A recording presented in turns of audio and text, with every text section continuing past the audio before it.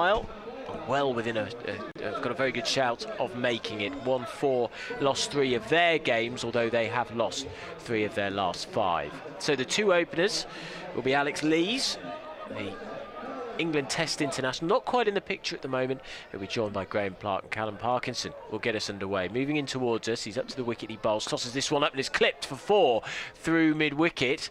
And it's a slip. Gone for 4. Do you know what? You were right, mid-wicket. And it's a slip. Gone for 4. Do you know what? You were right. I thought it had gone a little bit faster than it had. And it raced over towards deep mid-wicket, but then the fielder running round out there slipped on top of the ball. It ran underneath them. So it is 4 to start. My prediction was correct, but not quite as I meant it. So we're off to a rollicking start.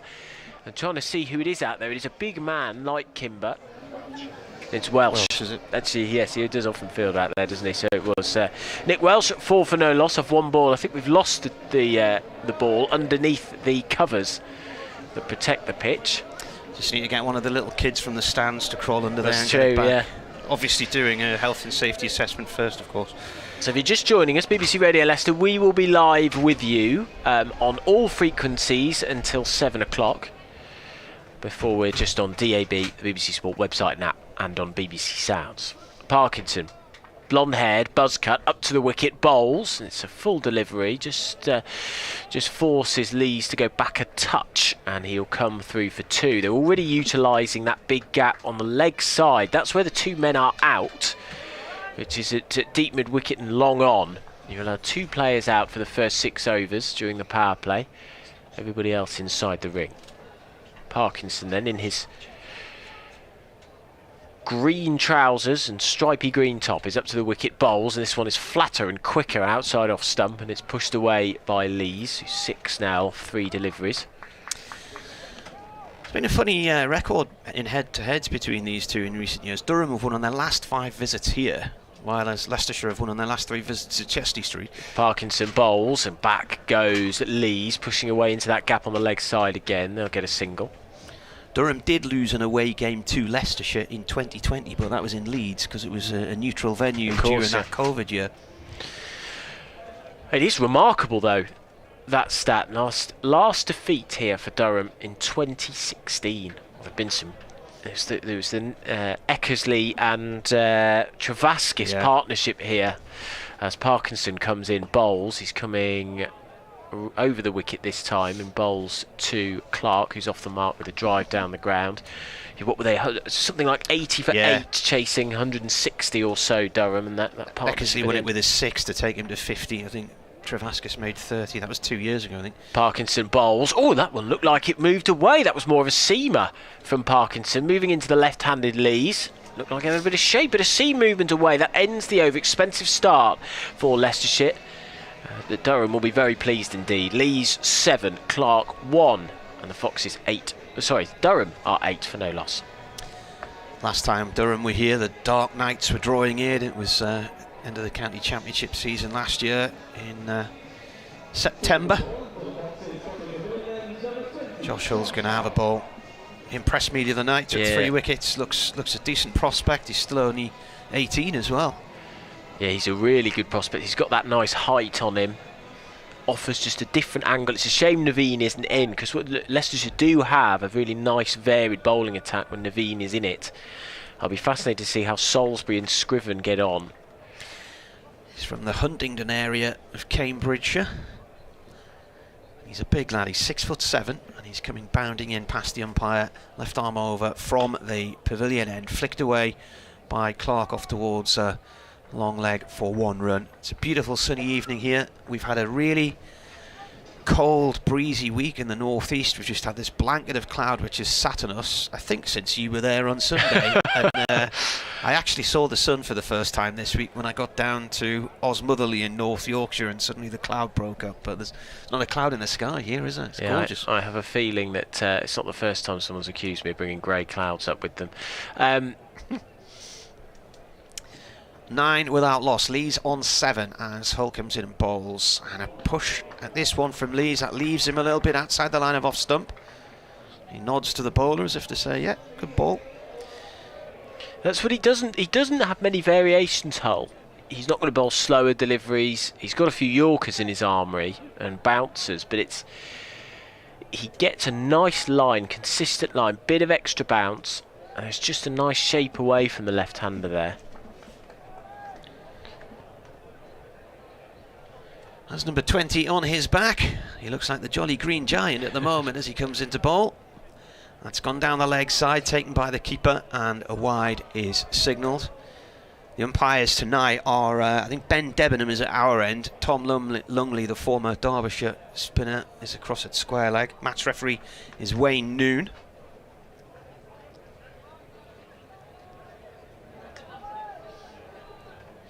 Decent crowd in tonight as well. It normally peaks at about 7 o'clock. That's when people tend to arrive. Funnel in completely. Yes, difficult part of the city to get to. Lee's on strike, left-hander to left-hander, played off towards point, and he will get 1 run. Fielder down there, diving to his right to stop that one, Nick Welsh. He's jogging off towards deep square leg now. Back him in the skipper, just having a chat with his bowler. He is now directing movements from mid-off, just inside the discs, and at mid-on. At the moment, we have Vian Mulder. As ball comes in, he's got 3 balls left of this over. He comes in and bowls, and that is going down the leg side, I think. There's an appeal for LBW, and a good throw from Rian Ahmed at point, which trims the bails at the non-striker's end. But now Durham are going to get overthrows here, and they should get 3. So I don't think the bowler was watching what was happening there. He was still appealing for the LBW when the throw came back in, trying to run out Lees at the bowler's end. I don't think mid-on was focusing too much either, which is unlike. It's Vian Mulder there, who's very good. It was also, I would imagine, we might see the replay in a second. It might be one of those ones where he was backing up properly, hitting the stumps, completely changed the direction of the ball. It's a good throw from Ahmed.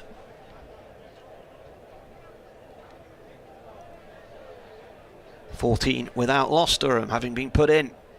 Lees drives, it's gone towards backward point, diving stop from Ahmed. 1 run.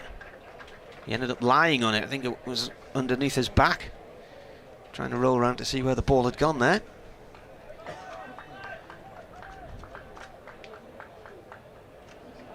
How would Durham fancy their chances of getting through at the moment, considering it's so tightly packed? They've got a chance. They haven't been out of the group for about 4 years, I don't think. So, lost at home to Sussex in a quarter-final. Hull in, that's a wideish ball, and the umpire moves but doesn't raise his arms. He's happy it was just inside the blue line. 2 overs gone, Durham at 15 without loss.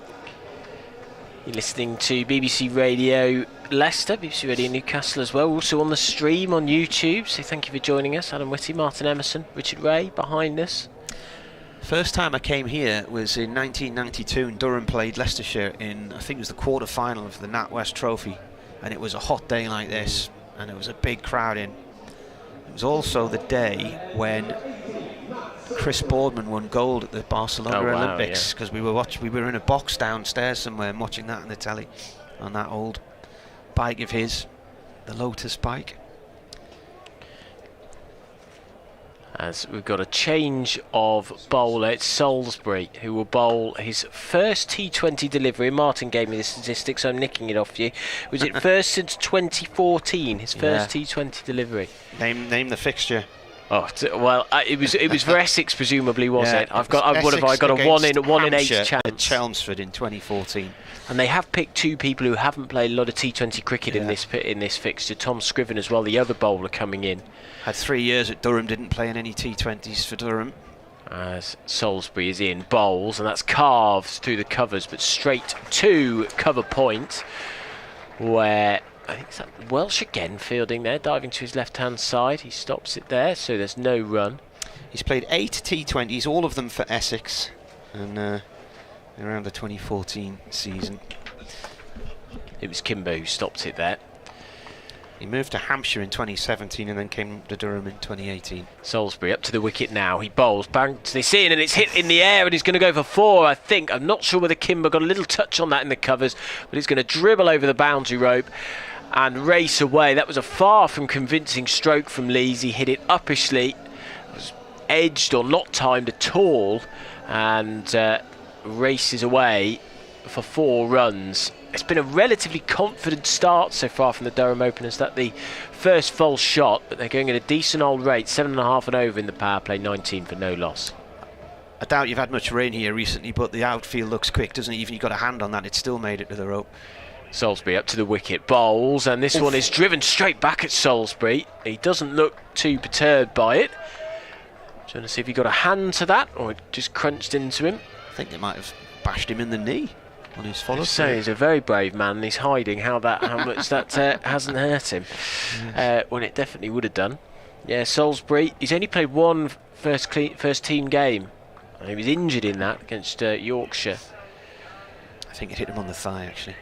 Running in now, past the umpire, he bowls, and he's bowled him! Big heave from Lees, who was, I think, targeting Salisbury, but that was a nice ball, right arm to the left-handed Lees, and he went for the hoik across the cow corner, missed it entirely, and his off stump has been pegged back and lies prone on the turf. Lees has to depart for 13, and Durham lose their first wicket. They are 19 for 1. See if there's a plan B here then. It was... They didn't really try and change gear last night. They got off to a poor start, they lost early wickets, but they kept making the same mistakes. And if you looked at that game last night, a lot of the not overs seemed to come square of the runs seemed to come square of the wicket, whereas Durham kept trying to go for long off and long on, and it was costing them. Well, that was just a pretty ugly shot. Yeah, he's played right round it, missed it, hit off stump. I wonder whether it was that fact that he hadn't played T20 cricket for 9 years made him think, I'll give this guy a smack, try and put him off. But do you know what as well there? Bowling at the stumps, bowling it off stump. How often do you see that in T20 these days? The tactic for so many sides seems to be bang it in short, doesn't it? Yeah. Well, against the and with that angle as well from the right hand over the wicket bowler to the left-handed batter, just makes it difficult to play that shot. It's his final ball of the over. 4 off it so far from Salisbury. Good start. He's up to the wicket. Bowls. It's edged along the floor down towards third man, where Parkinson will field. And that's the end of a good first over and a good return to T20 cricket for Matt Salisbury, the ex-Durham and Essex man. And the score 20 for 1 off 3 overs. That run rate down to 6 2/3. Clark 2, Jones 1. We're here in the glorious skies here. The trees just blowing in the wind slightly. Hopefully we'll hear the Hells Angels who live on the Milligan Road to our left-hand side. The manual scoreboard. I can see the numbers flicking over for the bowler. And I wonder whether that'll be to Tom Scriven, and indeed it is. So Tom Scriven has not played much in the way of T20, just 2 games for Hampshire. Yeah, last in 2020. Right arm over and bowls. A big thick edge from Jones down to third man. I think it might be Parkinson at the far end of the ground. Bounced awkwardly on him. He's fielding with his back to the mark here at the Bennett end. 1 run. So Scriven's 24. And he has played 9 first-class matches and 11 one-dayers with Hampshire from 18 to 20. And then Leicestershire last year. He's played minor counties with Berkshire as well. He's got the coveted number 88 on his back. Wonder how they arrived at that number. Here he comes again and bowls. That's hammered by Clark. Big, hefty square cut there. And the nets, which have been parked up in the far left-hand corner of the ground, stop that ball. There's some spectators behind them in a little zone where there's a bar and some tables set aside, which I think previous visits here, that used to be a children's playground. It did. They've turned it into a little bar. Is it an Indian restaurant there as well? Or it might be, yeah. There's, I think the, yeah. 25 for 1. Scriven in, that's gone down the leg side, that's going to be a wide. The keeper can't hold onto it, they run off it as well. It's a long way across. Yeah, the umpire galloping across the pitches to get out of the way of it. That was a horrible ball from Scriven. He started well, getting that thick edge off his first delivery, but that's 2 lacklustre deliveries. Was it 20 for 1 after 3? Is that right? Yes, that's right. So 27 for 1 now, and we've still got 4 balls of this over. Ooh, that was a low, hard drive, and I think it's gone through the hands. I think that was a chance. Yeah. I think that was dropped, Martin. Yeah. Kimber looking towards the sun. I'm not sure if he picked that up. It was low and it was hard, but it was a chance. He dived forward and it went through his hands. I saw Scriven's hands go immediately up into his head. He clothed it. Yeah. Clark. That should have been taken. Not the easiest, as you say. He's looking straight into the sun, which is to our right. In comes Scriven again, bowls. Oh, smashed back off him by Clark. And I don't think he knew much about that. It's just slammed into him. It's hit him on the finger end. And I think... I won't say that that was a second chance, because that was too difficult. He had a split second to react, but I'm pretty sure that that went straight back to him. So he had 2 chances, 2 drops and 2 balls there. But that would have been catch of the I don't think season. he even saw that one, to be honest with you. Now that's thumped, and 1 bounce 4 straight over mid-on by Clark. Picked up just slightly short of a length there. Yeah, they is it me, or they have come out very aggressive tonight? Or have they been like this? They didn't play like this up at Chesterton Street. And from what you were saying, unless I've misread what you were saying, Martin, that they weren't quite like this yesterday, that this is a very purposefully aggressive way to go about things. Because that was a big heave across the line. Very successful. Drier, faster pitch. It's been quite a sticky wicket at Chesterton Street. And I remember us discussing it at the halfway stage last week, whether it was a decent score at half-time or not, as this is clattered away for 4 by Clark. He's stepped away there and basically left all of his stumps on show and has absolutely smelted that through the covers for 4 to the Geary bar.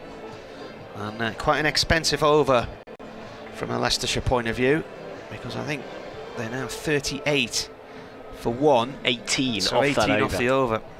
And you couldn't really get 2 different returns to T20 cricket, could you? They came one after the other. How many was it? 5 off Salisbury's over and a wicket. And Scriven smashed for 18 with 3 4s in the over, a wide. It was not the best from Scriven there, not the best return for him. As we will start the 5th over, Jones 5, Clark 14, 38 for 1 the score, and Salisbury will continue. Right arm bowling to the right-handed Jones. He's up to the wicket, he bowls, and this is hit down the ground and wide of mid-on. It's the arch blade. It's a gorgeous shot. Durham have come out firing tonight. I feel like they've just got the measure of the pitch quite quickly. They're playing quite risky shots, but they're coming off at the moment. So it's 42 now is the score for 1. That run rate now over 10. That 18 run over has completely changed things.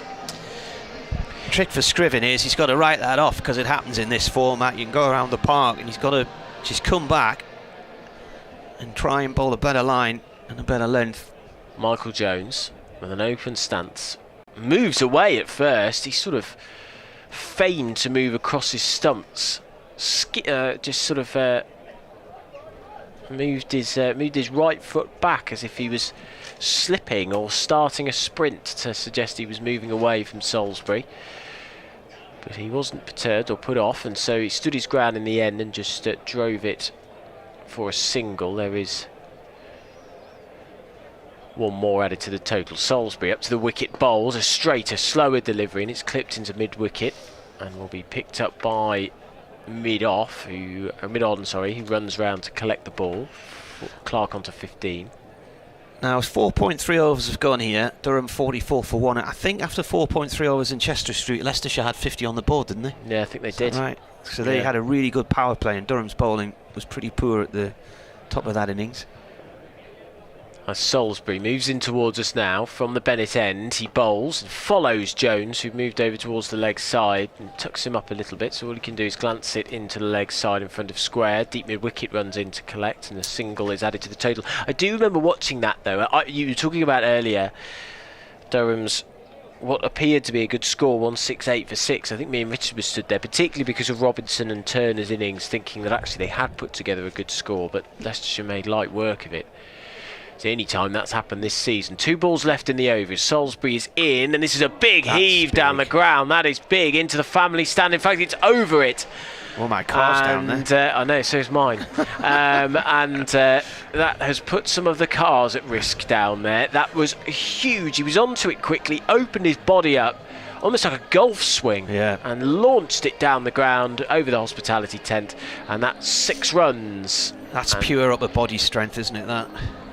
Yeah, it's gorgeous, just brute strength. 21 to Clark, and the 50 is up with 1 ball left. This is 51 for 1. This just feels like it's getting away from Leicestershire already. Durham have come out with real intent. They need to peg it back. We're still looking for the ball, which is out there somewhere. It would have landed in, there's pebbles behind that stand. It would have landed into it and then maybe gone towards the car park. Well, somebody's just come in over the fence where, you know, see the big green fence in the car park? Somebody's just climbed round the side of that. So the ball has made it into the car park where our cars are. Oh, fantastic. It's a skip. Oh, no, the green fence, the gates that I came through earlier, I can see them. Yeah, behind Building Society there. The person who's retrieved the balls has climbed round the side of that green gate. So it's gone quite a long way into the car park. There we go, we got it back. Hopefully nobody's got a dent in their car. Salisbury then, final ball of the over, 13 off it already. Oh, and it's hit down the ground for 4, lashed right in front of Salisbury's face, really. He put his hands up to try and catch it, protect himself, but again he just moved away from his stumps and lashed it down the ground. Gorgeous shot, hit so hard, and it was 2-3 bounce for 55 for 1. So these last 2 overs, 18 off Scrivens and then 17 off that over for Salisbury, and at the end of the 5th over Durham have raced towards 55 for 1. Clark 25 off 11, Jones 11 off 6. Hull coming back into the attack now. You do fear for bowlers when you see the ball blasted back to them like that, and you think every time of Luke Fletcher. Nottinghamshire player ended up getting one right in the head, didn't he? And yeah.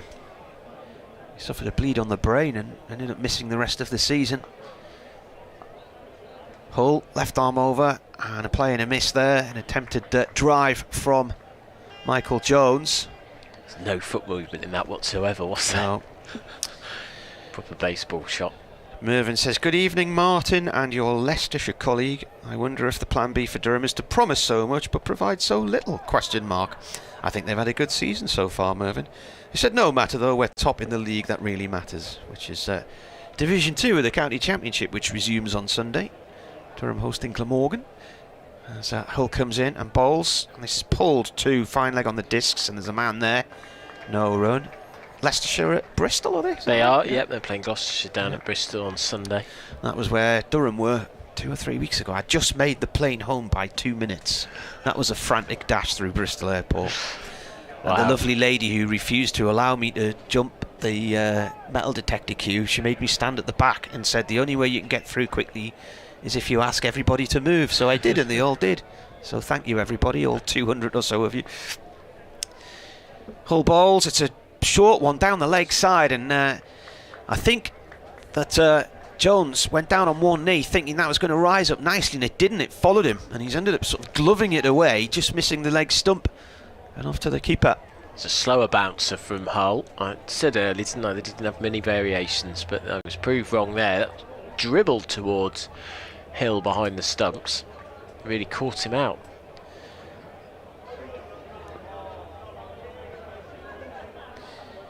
In comes Hull again and bowls, And this is clothed in the air, and he's out. He didn't even know where that had gone, Michael Jones. He's been caught at mid-on. It's come off the toe of the bat. He was looking over square leg, thinking it had gone somewhere over there. Well, it hadn't.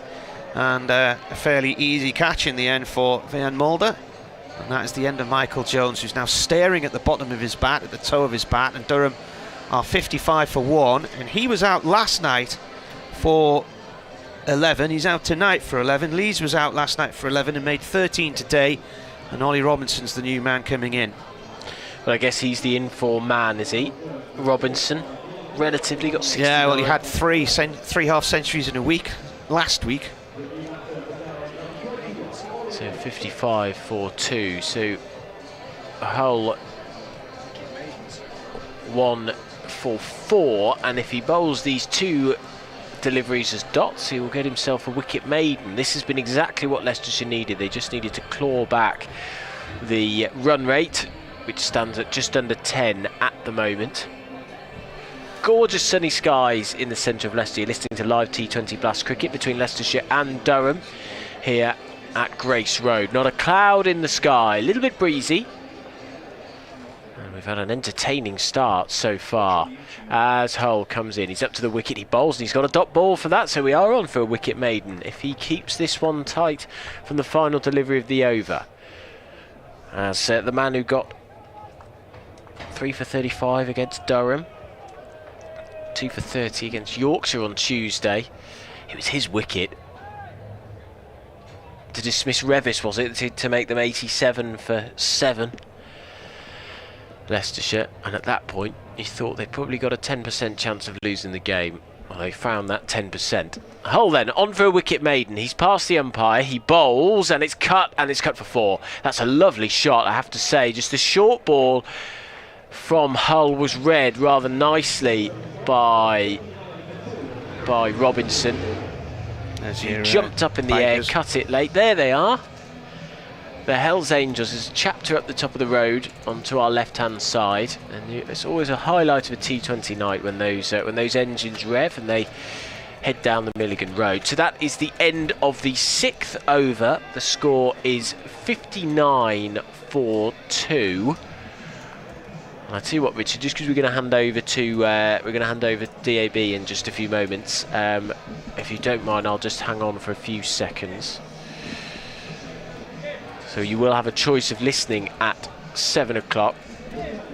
If you stay on, if you want to stay listening to the cricket, you want to be on DAB, the BBC Sport website and app, or BBC Sounds. And so Parkinson will bowl this over. He's up to the wicket, tosses this one up, it's clothed down the ground.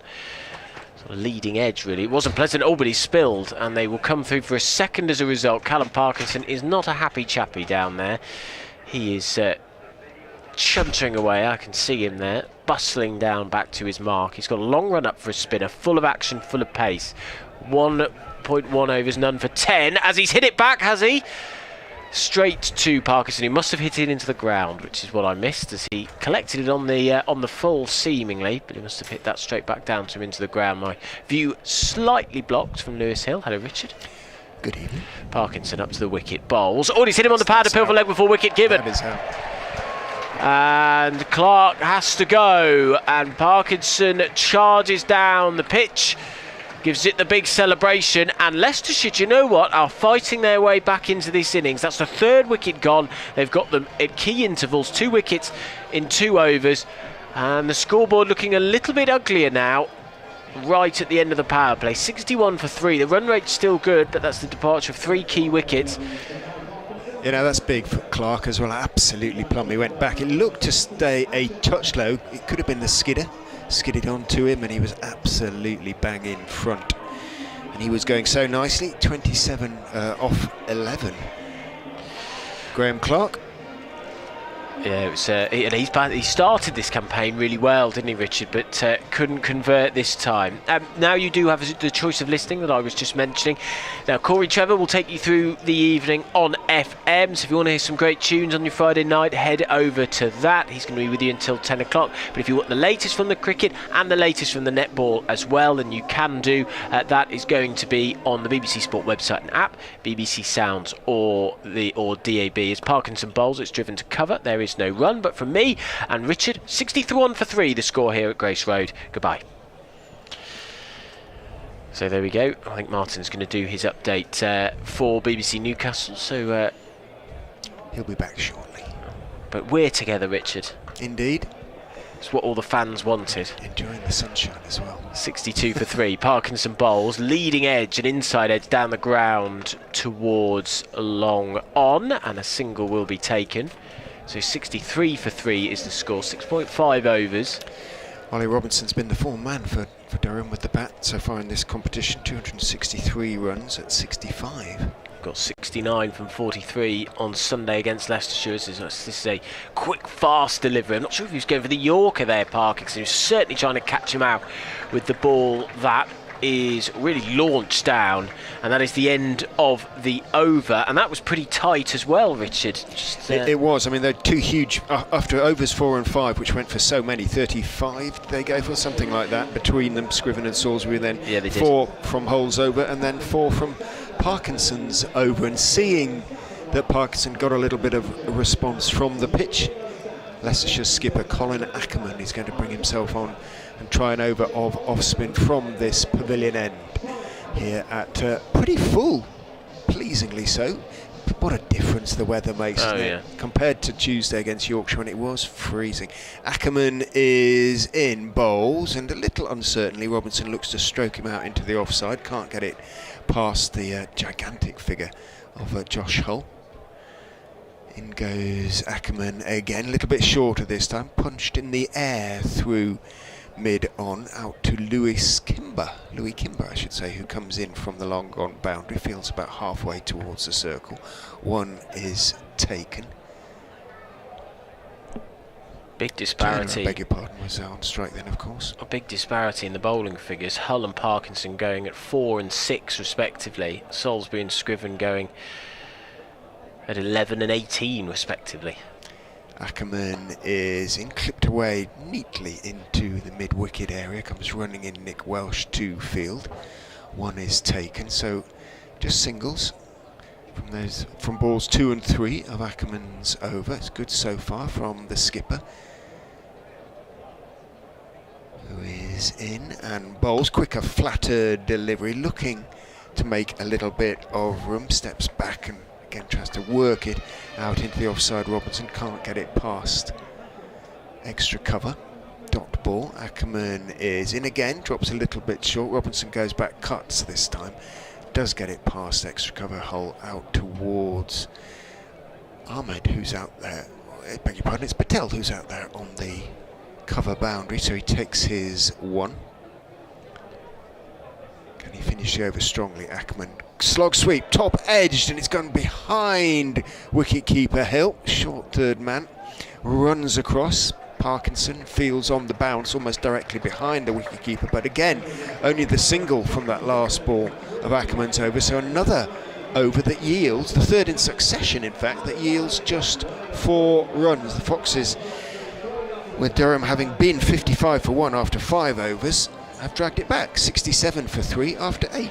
Yeah, this is really delicately poised, whereas it looked at one stage where Durham were just going to run away with this. Clark was clubbing the ball to all boundaries. That first Scriven over that went for 18, I have to say I thought we were in for a long night at that point, but Hull, Parkinson and now Ackerman have brought it back. Can Rahan Ahmed continue that? The England international tosses this one up. It's a leg spinner, quite a bit of spin on that as it zips off the surface and is outside the off stump. It's cut away by Turner and he will get a single. This was the partnership that gave Durham at Chester Street a good total against Leicestershire last week. As Robinson plays it straight back to Ahmed. Just get the sense Durham are being squeezed. Durham in their navy blue trousers and yellow tops. Ahmed up to the wicket, bowls, tosses this one up. It's played straight back to Ahmed on the bounce. And there is no run. Oh, Stewart walks straight across behind the bowler's arm. He's bright, dear me. He's not even noticed yet, has he? That's what I find incredible. They don't even notice sometimes, and I imagine he'll get a few comments from that. As Ahmed up to the wicket, bowls, back goes Robinson, cuts away down the ground, and a single will be taken. Sorry, not down the ground, out to deep cover point there. 69 for 3. Yeah, these two put on 80 at Chester Street on Sunday as Ahmed is in. Across goes Turner and sweeps down to short fine leg. He doesn't time it at all, which ironically allows him the time to get the single. So 70 for 3. Robinson onto 8 off 10. Ashton Turner 5 off 6. Ahmed up to the wicket, bowls, and this is cut out to deep point. Weaving in and out is Welsh on the fielder out on the boundary out there, and that is the end of the over. Just the 5 from it from Ahmed. 4 from it in the end. 4 again. Wow. So the last few overs have been really quite tight from a Leicestershire perspective. So we've had 16 from them. Yeah, 4 in each. 4 in each. 4 times 4. Yeah. From the last 4 overs, so the 6th, 7th, 8th and 9th, 4 in each over, and they have tightened things up. So 9 overs gone, the run rate down to 8 and over 71 for 3. Ackerman in from the pavilion end, tosses it up, driven, comes off a big thick outside edge. Robinson runs to Parkinson at short third man, who throws at the stumps. He'd gone 3 or 4 paces down the wicket, turned and flung himself back into his crease. It wasn't the greatest of throws from Parkinson. Hill not able to gather cleanly and take the bails off, so Robinson gets away with it. He was sent back by Turner. Tall man, Ashton Turner. Ackerman is in again. Robinson clips him off his, almost off his toes, off middle and leg. Anyway, out towards long on, and Kimber, who has such a good pair of hands, somehow lets it go through him. It wasn't travelling particularly quickly, albeit gathered a little bit of pace down the slope and over the ropes for 4. Well, that was poor stuff from Louis Kimber. He's had a tough night in the field so far. And it breaks that run without a boundary. In goes Ackerman, bowls again to Robinson, again drives in the air, this time through mid-off, down, bounces down towards Vian Mulder at long off, comes in to meet the ball, about 15 yards inside the rope, throws it back to Lewis Hill. Single taken, 76 for 3. Robinson into double figures now, 14 off 14. For him, Turner 5 off 6. Ackerman tosses it up, almost a full toss. In fact, it was a low full toss. Waited for it, clipped it out down towards mid-wicket. Welsh came in ahead of Kimber to field, got his throwaway. Turner has to settle for 1, 77 for 3. Ackerman tells Ahmed just to go back a pace or two as he goes in then and bowls fairly straight, worked off middle and leg by Robinson, again out towards mid-wicket. Again Welsh is the fielder, again it is 1. 78 for 3. Squeeze continues these 5 overs. Ackerman, a couple of steps in, outside off stump, driven hard by Turner out towards deep extra cover, where Patel slides and fields, gets his throw away. Well, Robinson, however, had turned for 2, ran his bat in, puff of dust as he did so, made his ground comfortably enough. End of the over. So with that fielding error by Kimber, 9 from it, 80 for 3, the Durham score. We are at the halfway point of the innings, and I think if you'd offered Leicestershire, Durham being 80 for 3 after being 55 for 1 after 5, as Martin comes back alongside, they would definitely have taken that.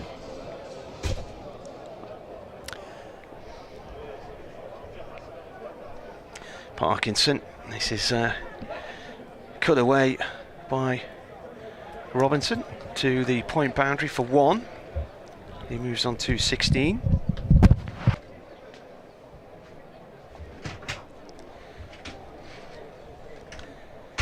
Beautiful sunny night here at Grace Road. Parkinson left arm round, and that's cut by Ashton Turner to the same location. 1 run. Nick Welsh fielding out there with his back to the nets, and he's just slightly up the field from the end of the Leicester meet. Parkinson from the Bennett end bowls, and Robinson waits for that to come onto the bat, and once again Welsh is involved at deep point. Another run. What was the scorecard at the end of that last over there? 80 for 3. 80 for 3. That was after 10, yeah. Parkinson bowls, Turner drives, and once more Welsh is involved. Every ball's gone to him in this over so far.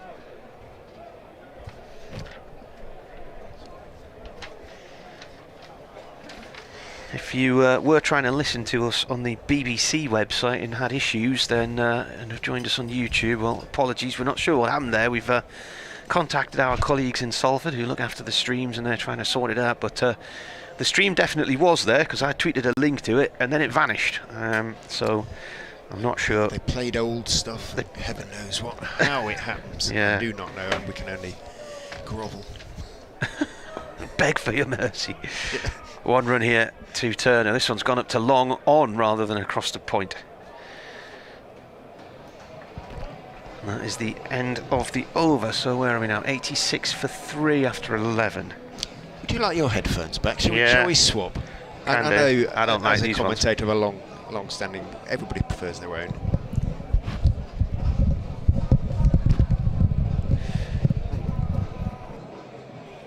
And it's done, hopefully. Yeah.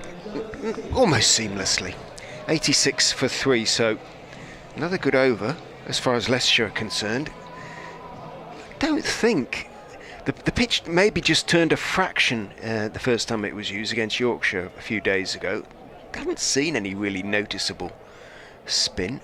Ahmed is in from the pavilion end, tosses it up. Big slog sweep attempted there by Turner. Got a thick bottom edge, somehow skewed it round towards short fine leg where the very tall Holt is lurking.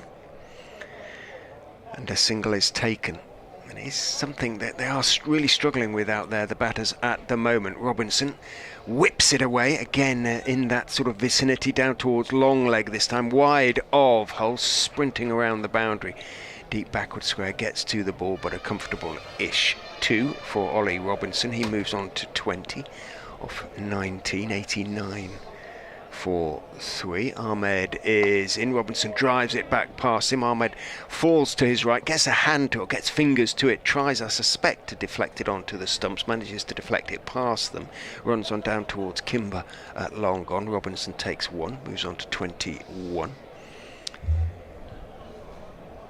Ahmed jogs in and bowls, drags it down a little bit short, and back goes Turner and pulls. Again, doesn't really get it, cloths it slightly, and it goes fairly gently down towards long on through the vacant mid-on area. Kimber runs in and field. 1 taken, 91 for 3. Boundaries not coming at the moment for the visitors. Outside off stump by Ahmed, went back Robinson and cut. It bounced off the hands of Matt Salisbury, who is at sort of backward point on the edge of the circle. Robinson thought about a quick single. It was turned down by Turner. He's attempting a reverse sweep this time, and brilliant fielding by Salisbury. Dived away to his left on the edge of the circle, saved 4. In fact, well, he saved 3 because they did take the single anyway, but Salisbury backing up his bowler there in some style. 92 for 3 after 12. Durham, and it's hard. I'd say we've seen two sides bat on this Leicestershire batting again on this pitch. To know what a good score is, I suspect probably around about 170 might be par. I don't know what you Well, Bernard says Durham have to be targeting at least 180 tonight. He ranks 180. Yeah, he said the problem is that the end of the innings is not yielding enough runs at the moment, and they only scored 9 in 2 overs, I think, against Leicestershire the other day, didn't they? The final 2.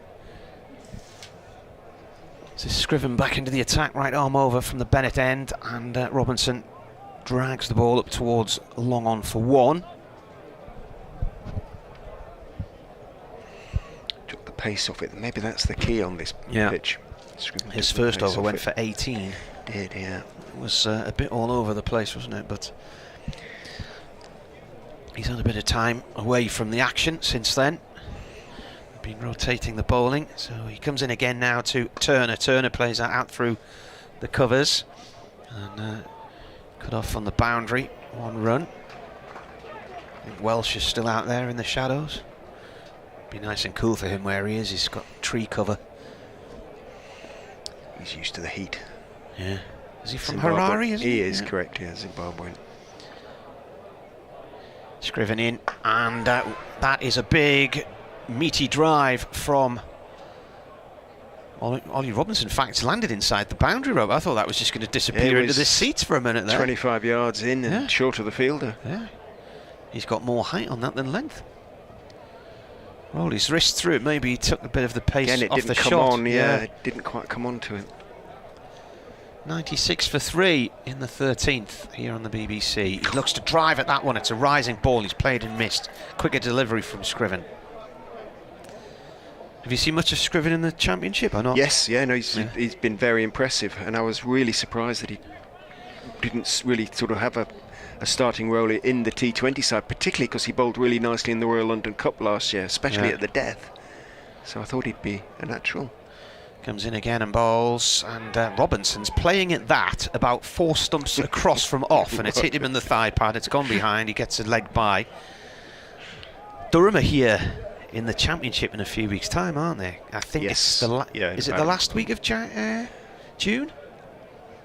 Yes, it is. I think we go from here to Worcester. 2 weeks' time, In Worcester, 3 weeks' time. I mean, 3 weeks' time. we're in Worcester on my birthday, which is the end of June. Scriven bowls. This is cut by Turner down towards point. Yes, One run. Sunday of the Dam Buster. The what? Triathlon. Dam Buster Triathlon. Right, on the I might be a bit late on Sunday morning. Yeah. And a bit tired looking. Damp. Better from Scriven, much better from Tom Scriven. That over, 6 from it. His first yield, having yielded 18, so what 17, is the 17. So what is the Dam Buster Triathlon then? Where's that? At Rutland Water, actually. Oh right, So, but nice. Beautiful gorgeous, over there. I love gorgeous. that village, Hambleton. Gorgeous. The Finch Arms, is it the pub? That's there? one of them. That Gorgeous. it is indeed. Ahmed continues from the pavilion end, an attempted reverse sweep, and he's got plenty of that one. Ashton Turner, and he's lofted it over deep backward point down to the boundary for 4. So telegraphed it, but Ahmed didn't change the delivery, and it didn't spin particularly. And it came right out of the middle of Ashton Turner's bat. He moves on to 19. 100 up for Durham Cricket. 102 for 3. Say Durham Cricket. That's their official title, but it's not a name that I wouldn't imagine anybody uses really. Ahmed is in. Back goes Turner. Chops it away off the stumps in a more orthodox manner this time. A cut behind point. Rishi Patel, who's out there in front of the Building Society family stand. Fields, and 1 is taken. Dave McCall says this feels like a pivotal game for Durham tonight. In goes Ahmed again. He's cut, this time by Ollie Robinson. Again, Rishi Patel is the fielder. Again, 1 is taken. He said with 8 of the 9 teams in action, and depending on the combination of results, they could have end up anywhere from 1st to 8th with run rates accounted for. Astonishing, isn't it? Yes. Well, they went into yesterday's game top of the North Group. Having not played the day before when they went top. And a sweep off the stumps by Turner out to Josh Hull. The single is taken, called for. It went quickly to Hull on the edge of the circle and straight to him, but Robinson was already halfway down the wicket when it was into his arms. So good call. 105 for 3. Ahmed is in. Robinson attempts a reverse sweep, misses it. Hill takes it just outside off stump, takes off the bails, knocks middle stump off at an angle, down to an angle of about 45 degrees, but Tom Longley turns down Hill's solitary appeal. Hill philosophically repairs the damage. Ahmed is in. Back goes Robinson. Top edges is cut slightly, but it's going to run away to the third man boundary for 4. And Ahmed gestures in frustration into the air, rails at fate, if you like. 109 for 3 after 14. So a relatively productive over at last for Durham. 11 from it. Need a few more of those. Yeah. Davey Fenix asking, are Carse and Coghlan anywhere near fit? Well, we were originally told Carse was going to be out for about 8 weeks. That was at the end of the Yorkshire game. So the following week, Coghlan played at Bristol, but then injured himself. So they've both been training recently, and I think Carse is a lot further down the field than they thought he would be, as Parkinson comes in here from the Bennett end, driven back past him. He dived to his right, but couldn't get a hold of the ball. He also nearly dived into Robinson, the non-striking batsman. 1 run. So it may be that they're seen in the next week or so, or at least Cars is. Robinson on 30, Parkinson round the wicket, and he looks to clear some room and cut through the offside, but bottom edges it straight back to the bowler. Do you know this wicket's going to suit our old friend Ben Rain? I think just taking the pace off it, little And Nathan nibbly ones, Souter. and Souter, of course. Yeah. Parkinson in. Oh, and he's got him. He's bowled him. Robinson's gone down the track and just missed it. And he is bowled. Pressure starting to tell there.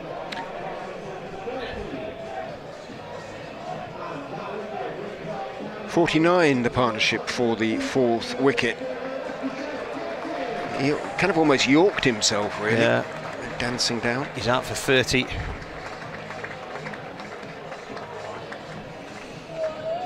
.110 for 4. Second wicket for Callum Parkinson. 2 for 19 for Parkinson. Takes him on to 10 wickets for the T20 season. The first Leicestershire bowler to achieve double figures in terms of wickets taken. I hasten to add. Basteleda, the new man in, got 58 last night, I think it was. Batted well, didn't he? Yeah. Different kettle of fish trying to build an innings, though, isn't it, to responding to one.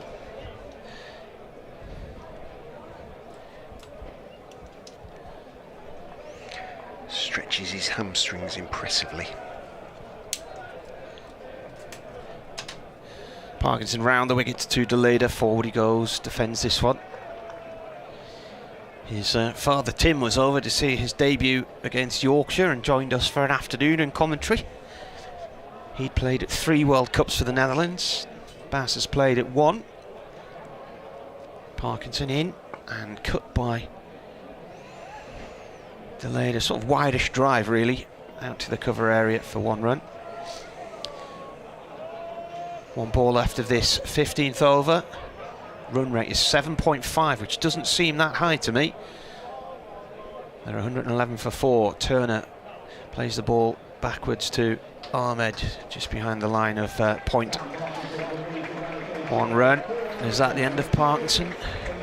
No, yes, 4 overs, 2 for 21. Pretty decent return from Callum Parkinson.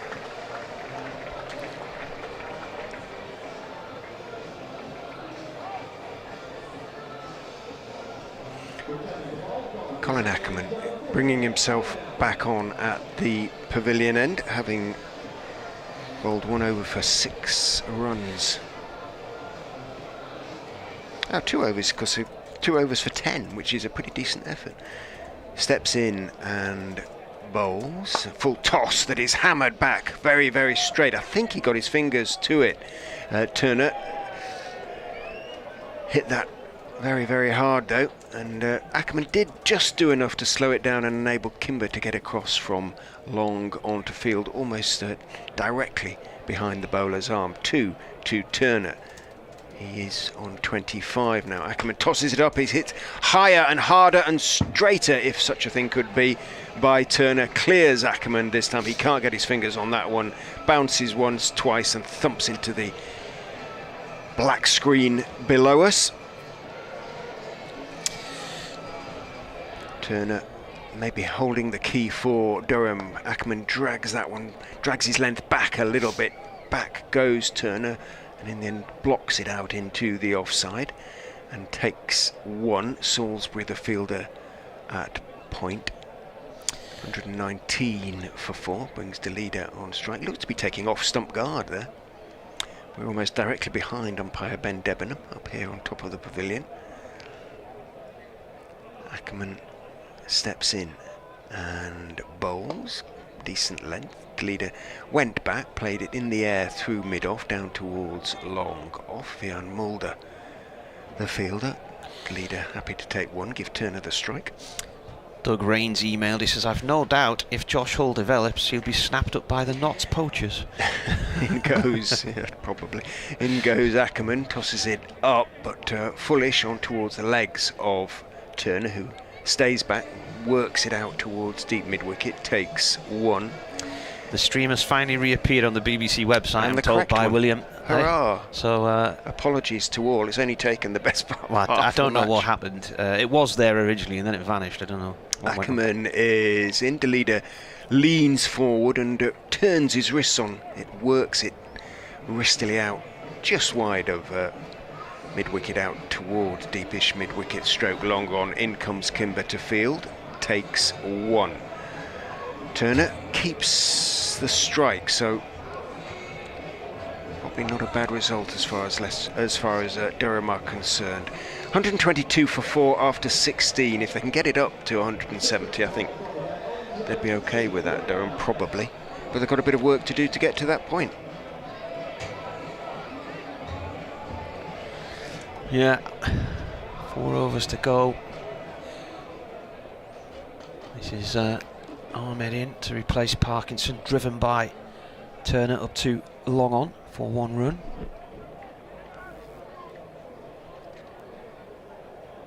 It's not Turner, sorry, it was Deleda. Turner's now on strike. Turner's 17, Deleda's 27. And Turner's slightly taller by about half a foot. Other than that, 123 for 4. Ahmed bowls, played to backward point. And down towards third man in the end it goes. Fielded eventually by Nick Welsh. Ahmed, the youngest player to play a test match for England. Capped for England before he was capped for Leicestershire. Is that right? Yeah. Wow. They hurriedly capped him as soon as he came back. Yeah. 18 years and was it 126 days or something? The first such a example.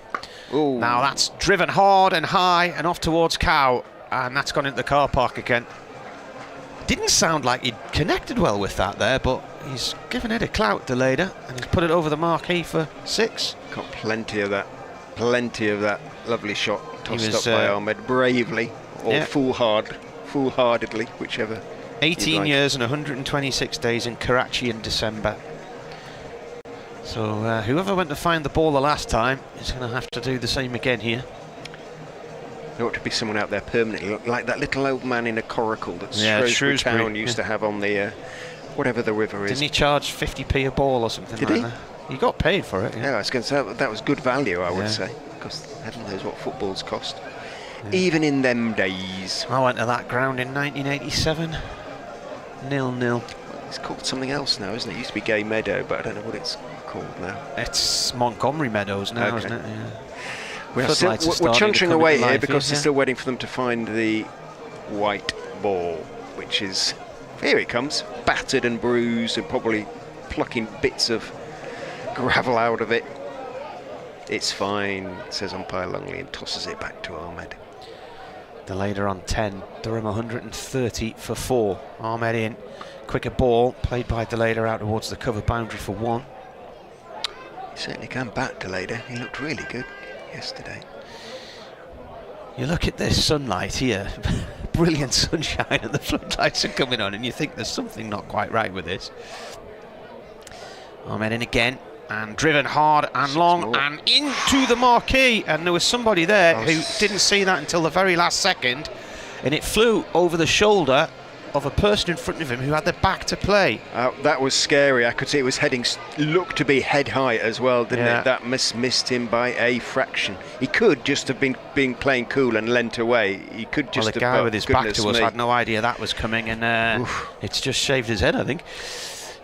1 run here from Turner. All his bobbles on the offside. Do not turn your back on play at long on in a T20 match, sir. I advise you. 3 to go, 138 for 4 here on the BBC. 16 from it. And that was a sort of over that Durham needed, and Turner and Deleda provided it. Josh Hull, who has bowled beautifully so far. Ahmed has a bit of a handful of dust in this game.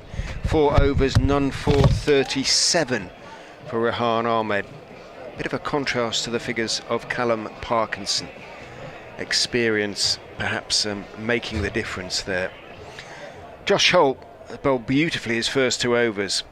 2 overs, 1 for 8 for The tall youngster, must stop referring to him as tall. Take it as read. He's a big chap.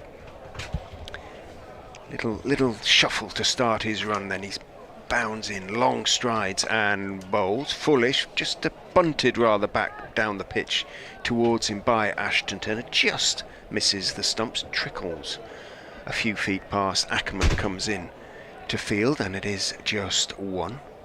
139 for 4. Adams back alongside. Hello, Richard. Hello.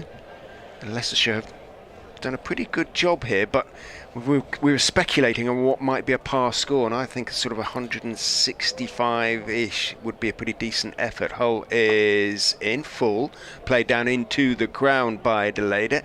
Hull himself feels running across towards sort of short mid-wicket, but Deleda and Turner cross comfortably enough. 140 for 4. Singles at this stage of an innings, perfectly acceptable from the bowling side's point of view. I think actually par score might be a little bit more than that. I think Leicestershire have bowled pretty well. Just wondering whether it's quite coming on. Yeah, who knows. In goes Hull and bowls. Short ball, good ball, bouncer. Turner went back, tried to uppercut it down towards wide third man, didn't get anything on it. Taken by Hill behind the stumps. What was the score on this pitch in the Yorkshire game? They were that sort of... What were the scores in the end? Yorkshire and Leicestershire. 156. Yeah, that sort of... So you can't help feeling 165 will take a bit of getting.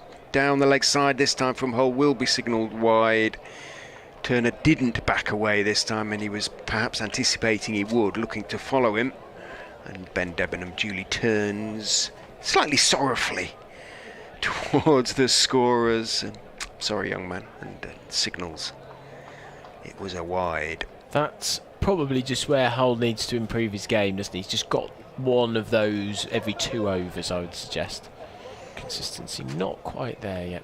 In he goes, and bowls hit over mid on one bounce. I think that was just short of the ropes at long on for 4 by Ashton Turner. So he bowled a length ball, bowled it straight as well, and Turner gratefully accepted what was in truth a little bit of an invitation. Great crowd in now. I would think 3/4 full, and it's good to see. It's a really nice atmosphere down there. People enjoying themselves, enjoying the cricket, enjoying the sun. Hull, 20 on his back, runs in, bowls 2, Turner backs away. Hull does follow him this time. He tries to sort of do a little short-armed pull, ends up almost cueing the ball back down the pitch towards Josh Hull. And this is still a pretty good over from Hull. 7, I think, from the first 5 balls, which you would surely take in the 18th over of an innings, with 4 wickets down. Yeah, at the death, I think it's pretty good. It's a pretty decent effort from the youngster, including his wide. That's 7. Is he still going to pay for that wide? Runs in and bowls short, and nicely pulled around the corner, and in fact he's pulled it for 4. Turner waited for it. It was the slower bouncer which Hull has been working on, and it has worked for him so far, and he not on that occasion, and he kicks the crease a little disconsolately as he takes his cap from umpire Debenham. His captain Lewis Hill runs up and gives him an encouraging pat on the back. Still can boast pretty decent figures. 3 overs, 1 for 19 for the youngster, but in the end 11 from the over. Well, there's been a really nice... I don't know. I was just going to say we're going to see Salisbury and Scriven back, bar those 2, of which we haven't seen much. I think the bowling has been really, really solid. Scriven's second over was a good one, just a 6 from it. But Salisbury, as you say, well, his first over was okay, but they had 2 massive overs, and I think that's part of it. At that point, I thought Durham were going to run away with this post 190, 200 probably. That's what they looked like they were going to get. But the way that Hull, Ahmed, Ackerman and Parkinson were able to just strangle them, really rein them back in. 20 from here gives Leicestershire a target of 170. I think that and it could be a tight one. Could be a tight one. Turner's playing really well. Will Deleda be able to follow him? He's 12 not out, facing Salisbury. As he runs into us now, he's up to the wicket, he bowls, this is flashed, finds the gap and puts Long off under a bit of pressure down the ground. He launches it in very well, it's brilliant fielding. I think they still scampered through for 2, good cricket all round, nice shot, well fielded and good running between the wickets as the 150 is up for Durham, 151 for 4. Long off is usually Mulder, isn't it? I think it is out there. Frustrating for Leicestershire, he can throw but he cannot bowl and will not be able to bowl for another good couple of weeks, they reckon. As in comes Salisbury, up to the wicket, bowls, slower, and Yorker, and that is carved down the ground for 4 runs. I thought that there might be a fielder, it's just the reaction of the crowd told me that that might be fielded down there, but it was well found, the gap. Ahmed is down there, but he was very wide at third man, and it actually was a decent T20 ball, wasn't it? Sort of a wide Yorker, but you've got to have a fine-ish third man if you're going to bowl it, and Parkinson is up on the edge of the circle. Yeah, carved away to leader on to 18, 155 for 4. As Salisbury's not the tallest man. That's the first time you've seen him, I guess. Really, yeah, it in is. Action in for action. Leicestershire. Long angled run up, past the umpire, bowls, and this is whacked down the ground. It was a little bit too wide for a shot down the ground, big drive down the ground. So there's a slight inside edge on it. I don't think he necessarily came to the ground expecting to play. I think Leicestershire were hoping that Naveen might be okay. Well, I ran into Claude Henderson there. Just popped out a few moments ago. Naveen fell on a cricket ball. That's why he's not able to play tonight. Turner, 48 not out then. Can he bring up his 50? He's played really, really well in the past few overs. As he's up to the wicket, bowls. This is flashed down the ground. There is his 50.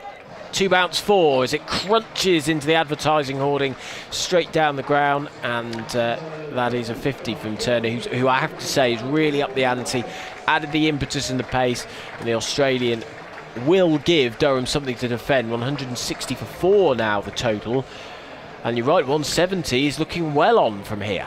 And it's his best score of the competition so far, previously 46. And he batted well in that partnership with Robinson on Sunday against Leicestershire. He got 46 that day in a partnership of 80. 11 from the first 4 balls. In comes Salisbury. Bowls, drags this one down. That's a better delivery. That outfoxed Turner, and that's misfielded down at long on. And they're able to come through for a second as a result. Poor Louis Kimber. I don't know whether his confidence has been affected slightly. He's he comes across as quite a nonchalant young man, but just seems to be bouncing out of his hands a little bit at the moment. Yeah, there's been a few errors tonight. It's not been his night in the field. One sensational piece of fielding, wasn't there, against Yorkshire when he caught it and had to throw it back. Final ball of the over then. Salisbury bowls. It's a full Yorker. That's a nice delivery to end the over. Very difficult to hit anything large from that kind of delivery. Just inside the line, full length. You can't really drive it. You certainly can't smack it. And so that is the end of the over. 15 off it, and again that's the expense. That's where Leicestershire faltered somewhat. Their pace bowling, bar Hull, has been expensive. So 1 for 37 off 3 for Salisbury. Yeah. Turner 56, the leader 19 as we head into the final over. And with these 2 batters in, feeling pretty confident, I'd say 180 is within their grasp. And I think that would be a pretty decent score. But I think it says something also about the extent to which Leicestershire trust Hull, that they've given the 18-year-old the final over of the innings. 1 for 19 from 3 for Hull. As he comes in from the pavilion end, bowls to Baz Delida, outside off stump, fullish delivery, steered by Delida out towards point. Not picked up cleanly by Rishi Patel, but he quickly grabs it at the second attempt, gets his throw away. And Delida and Turner have to settle for the single. They didn't really put Patel under too much pressure there, potentially because they'd rather have Turner 56 on 35 balls on strike. 165 for 4. Popular seats, Stench and Benno giving it the old Leicestershire la la la away to our right as Hull hair in the breeze, flipping his bowling and cut hard by Turner, but a really good piece of fielding, or at least a brave piece of fielding by Rehan Ahmed, because that went towards him like a tracer and he managed to get down. He's wringing his right hand ruefully at the moment, but he managed to get something behind it, bounced off him, but he can hardly be blamed for that, given it was travelling at the speed of light. He must have felt it was on him before he almost had time to blink, and managed to get down and make some sort of block. Just a single then. Into Delida goes Hull and bowls short, slower delivery, pulled by Delida out towards Nick Welsh at deep backward, I beg your pardon, Mulder at deep backward square. Gets his throw away, and there is again just one. So this is good stuff from Josh Hull. It really does look a decent prospect for the Foxes going forward. Keep him fit. Let him develop at his own pace. And they could have a real prospect on their hands. And he's been working on his variations clearly, and they've paid off. Those bouncers definitely catch batters out. Runs in and bowls to Turner, who backs away, makes room, tries to drive, doesn't really get it, cloths it rather out towards Ackerman at mid-off, and again it's just a single. So the first 4 balls of the final over have yielded just 4 singles to the Durham cause, 168 for 4. Can they get either of these last 2 away to the boundary? Give themselves a little bit of momentum going into the interval. This is great death bowling. It is. Really impressive stuff from Josh Hull, who runs in and bowls to Delida, wide outside off stump, but Delida had backed away, so it won't be signalled wide, and it isn't signalled wide, just a bye taken on the throw. Hill rolled the ball at the stumps, missed them, so a dot ball as far as Hull is concerned. Impressive stuff from the youngster, 1 for 23 from 3.5. A pigeon flies in front of us. Not in any danger at the moment from the ball being hit in the air. Some overs have yielded huge numbers of runs, but by and large Leicestershire have always been able to drag it back. Hull is in to Turner, and he has this time misfired because he speared it down the leg side, and that will and is signalled wide by umpire Debenham. Yeah, I think he was trying to preempt Turner moving away from him. I think he was trying to follow Turner when he hadn't made the initial move. Scoreboards are disagreeing at the moment. The electronic scoreboard has it right. I think the manual for once has flipped over accidentally, so it's showing 174. It is in fact 170 for 4. It's gone to 179 for 4 now. There we go, boys. 170 for 4. Well done, chaps. Hull trying again to finish the innings. Runs in past umpire Debenham and bowls very straight but full, driven by Turner. It isn't going to be 4 because that's good fielding by Ackerman down at the long off boundary. Gets his throw away. Turner does get 2, and the score is therefore at the end of the 20 overs 172 for 4. Leicestershire will need 173 to win, and I would say that is about par. Leicestershire haven't necessarily chased brilliantly so far this season, so this could be a tight one, Adam. Yeah, I think that is probably about par. It's really nicely poised, and what a strange old innings. Just looking through the scores throughout each over, we had 17 and 18 off the 4th and 5th, we had 16 off the 17th, 15 off the 19th. But other than that, Durham barely got into double figures in the rest of the overs, and Leicestershire kept it very tight, particularly between the 6th and the 6th and the 13th over, when none of them went for over 10. The spin is clearly one of the key ways to keep runs tight and get wickets too. They've probably been shown, Jack, just how to play and how to bowl on this pitch. Durham have now seen how to do it. The pace, bar Josh Hull letting them down slightly, I'd suggest. Adam, thank you very much indeed. Just a quick question to you guys before you head off. You said then, both of you, that you think it's on par. Of course, we've seen a couple of times that Leicestershire have been struggling with chasing in this competition so far. Do you think they will be slightly disappointed? Because there was that period where they seemed to be strangling Durham quite well, holding them and reducing them, but then Turner able to get in and get those runs to take it to a score that maybe you think is is going to be more of a struggle than it needed to be? I would say that was Turner playing well more than anything. I don't think Leicestershire let them back into the game with their bowling. There were a few loose deliveries, but really Turner played very well. He saw himself in after a few deliveries, knocked it around, and then went hard. That really is how he should be playing. And Leicestershire's final over again from Hull there demonstrated that if you bowl well, you bowl the right lines and lengths, you can keep it tight. I think there were just a few overs that weren't that great from Leicestershire's perspective, but I actually don't think, I think DeLeader and Turner were exactly the batters that Durham needed to get a few heavy runs and a few heavy overs out of Leicestershire, and so they can't be criticised too much, bar the start of the innings when Durham were flying and Leicestershire weren't bowling particularly well. I think they were able to turn that round rather nicely. More impressive bowling from Hull, Richard, as Adam mentioned there, and Parkinson again, 100th T20 wicket for the Foxes. That's a great achievement from him. You would say he's been the most consistent for Leicestershire over the tournament, wouldn't you? Parky, yeah, for sure. I mean, he's very experienced now at this sort of level, and he's consistently been up there. Hasn't managed to take quite as many wickets as Naveen over the last 2 seasons, but he's been there or thereabouts, and he's been an absolutely key weapon for them. And he showed his experience there, bowled really nicely, and he should be pretty pleased. 2 for 21 from his 4 overs. That's pretty sensational.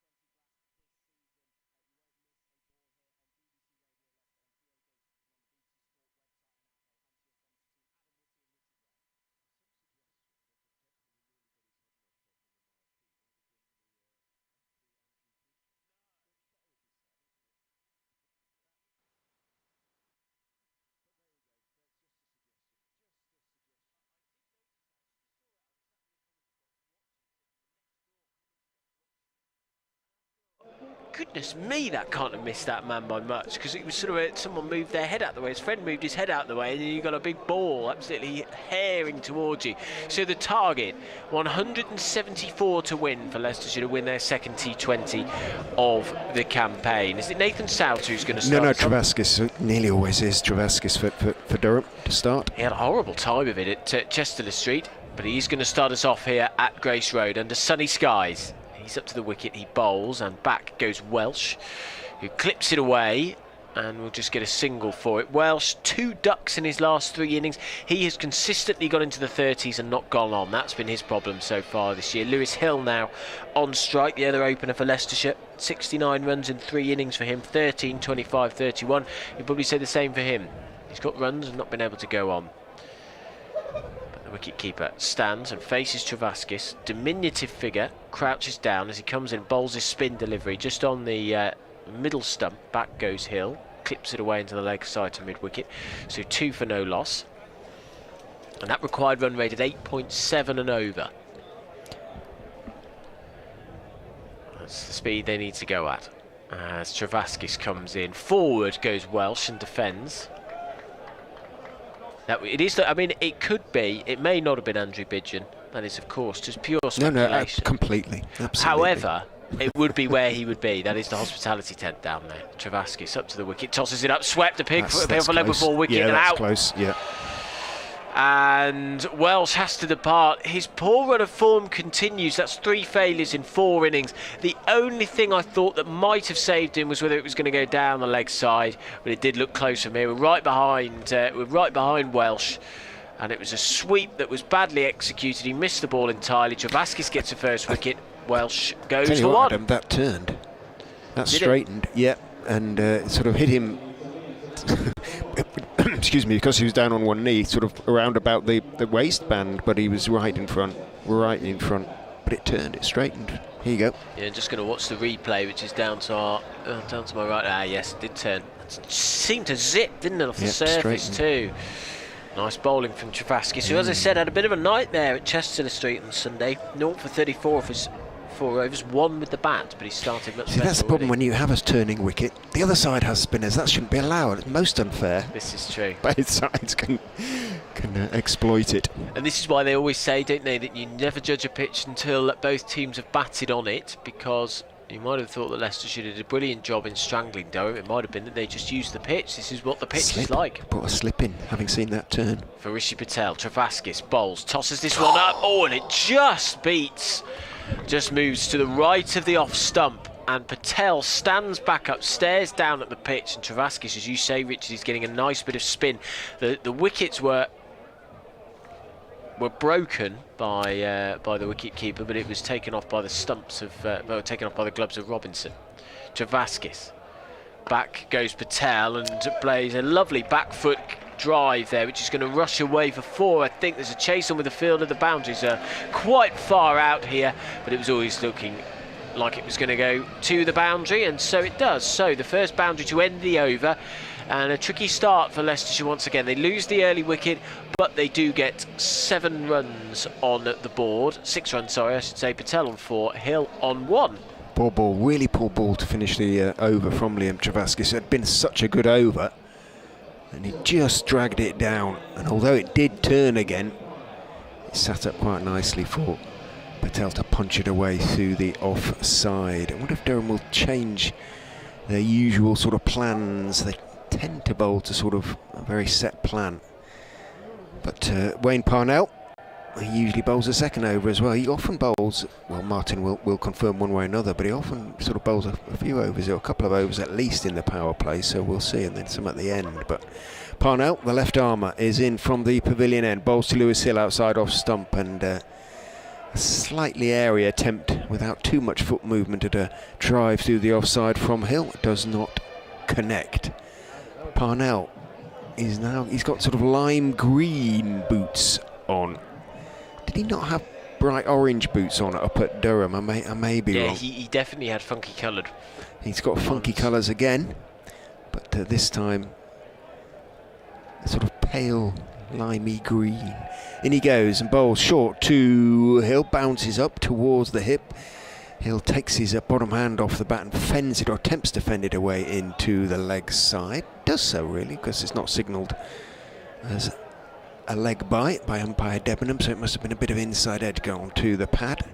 Hill picks up his second run, moves on to 2. Brings Rishi Patel down on strike.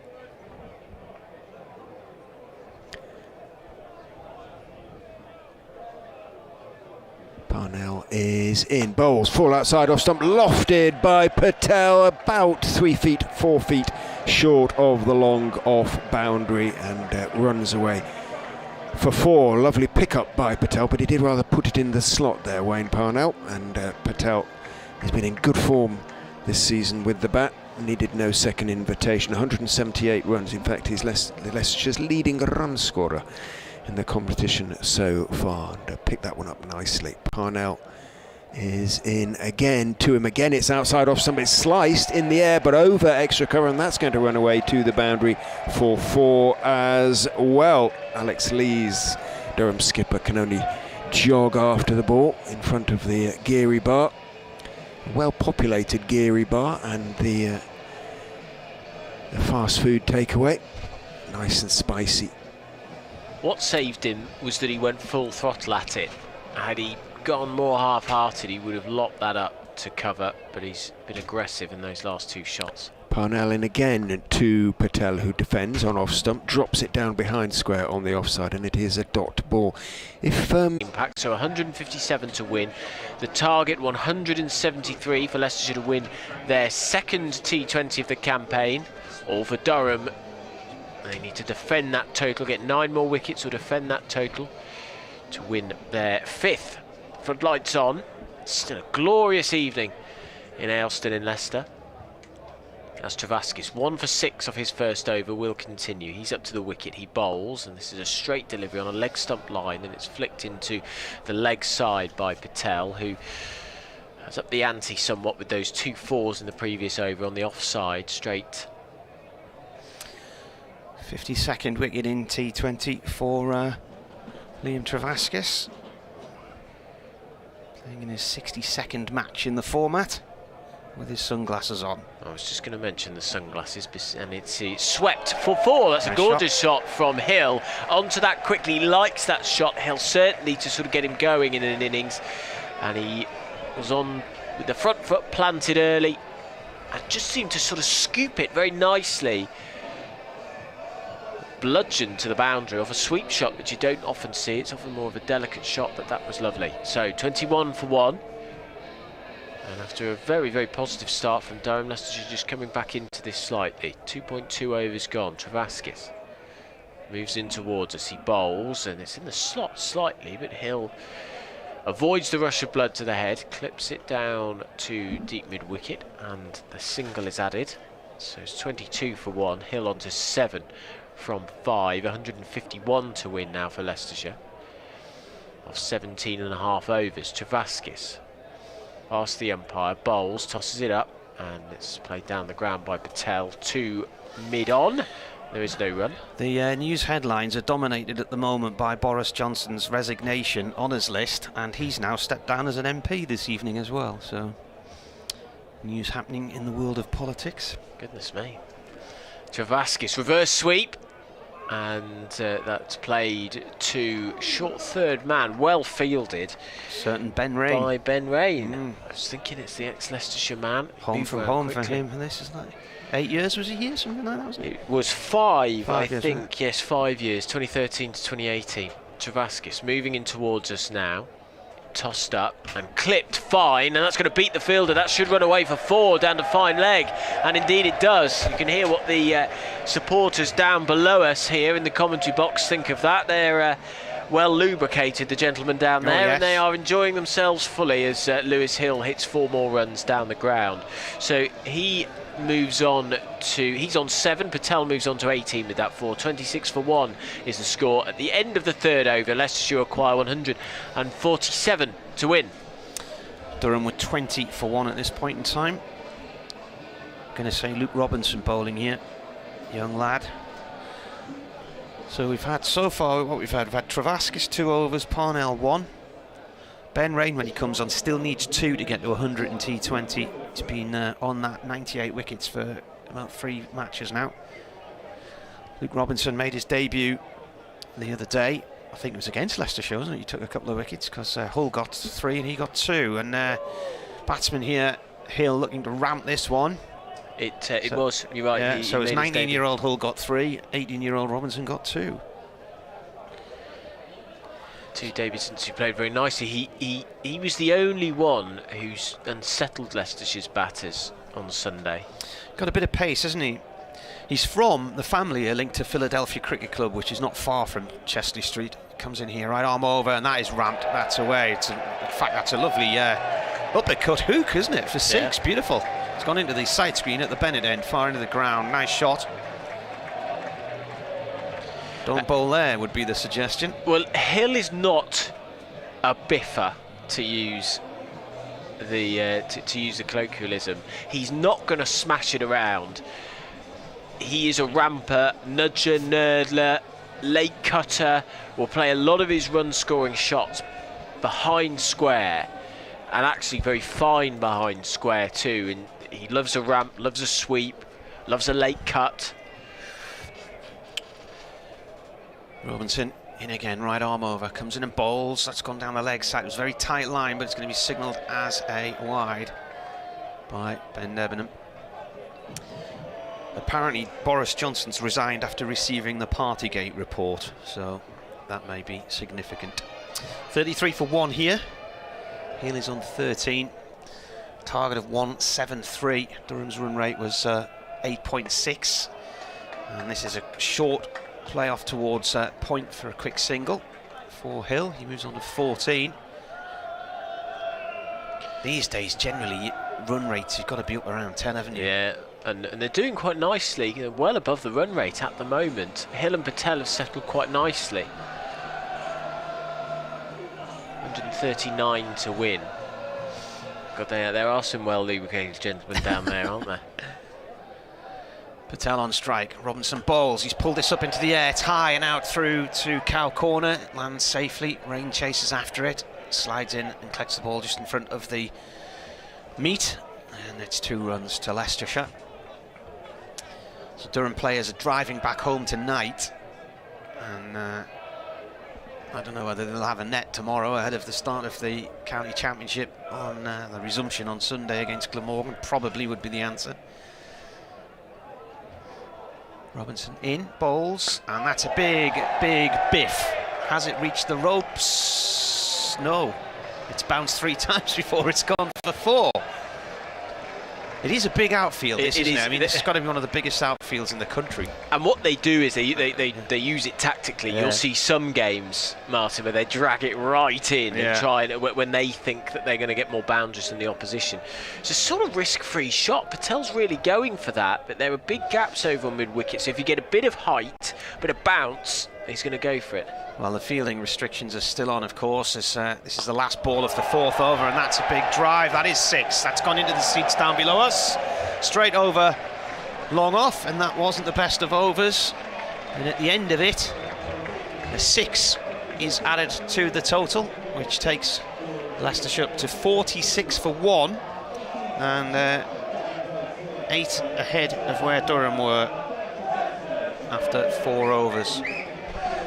Got to pitch it up.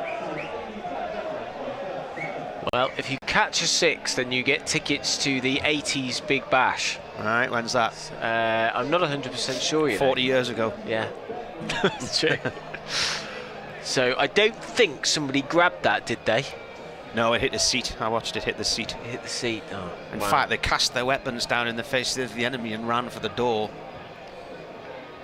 That was hit hard by Patel, who has come in really trying to be aggressive, and that's been really enjoyable to see.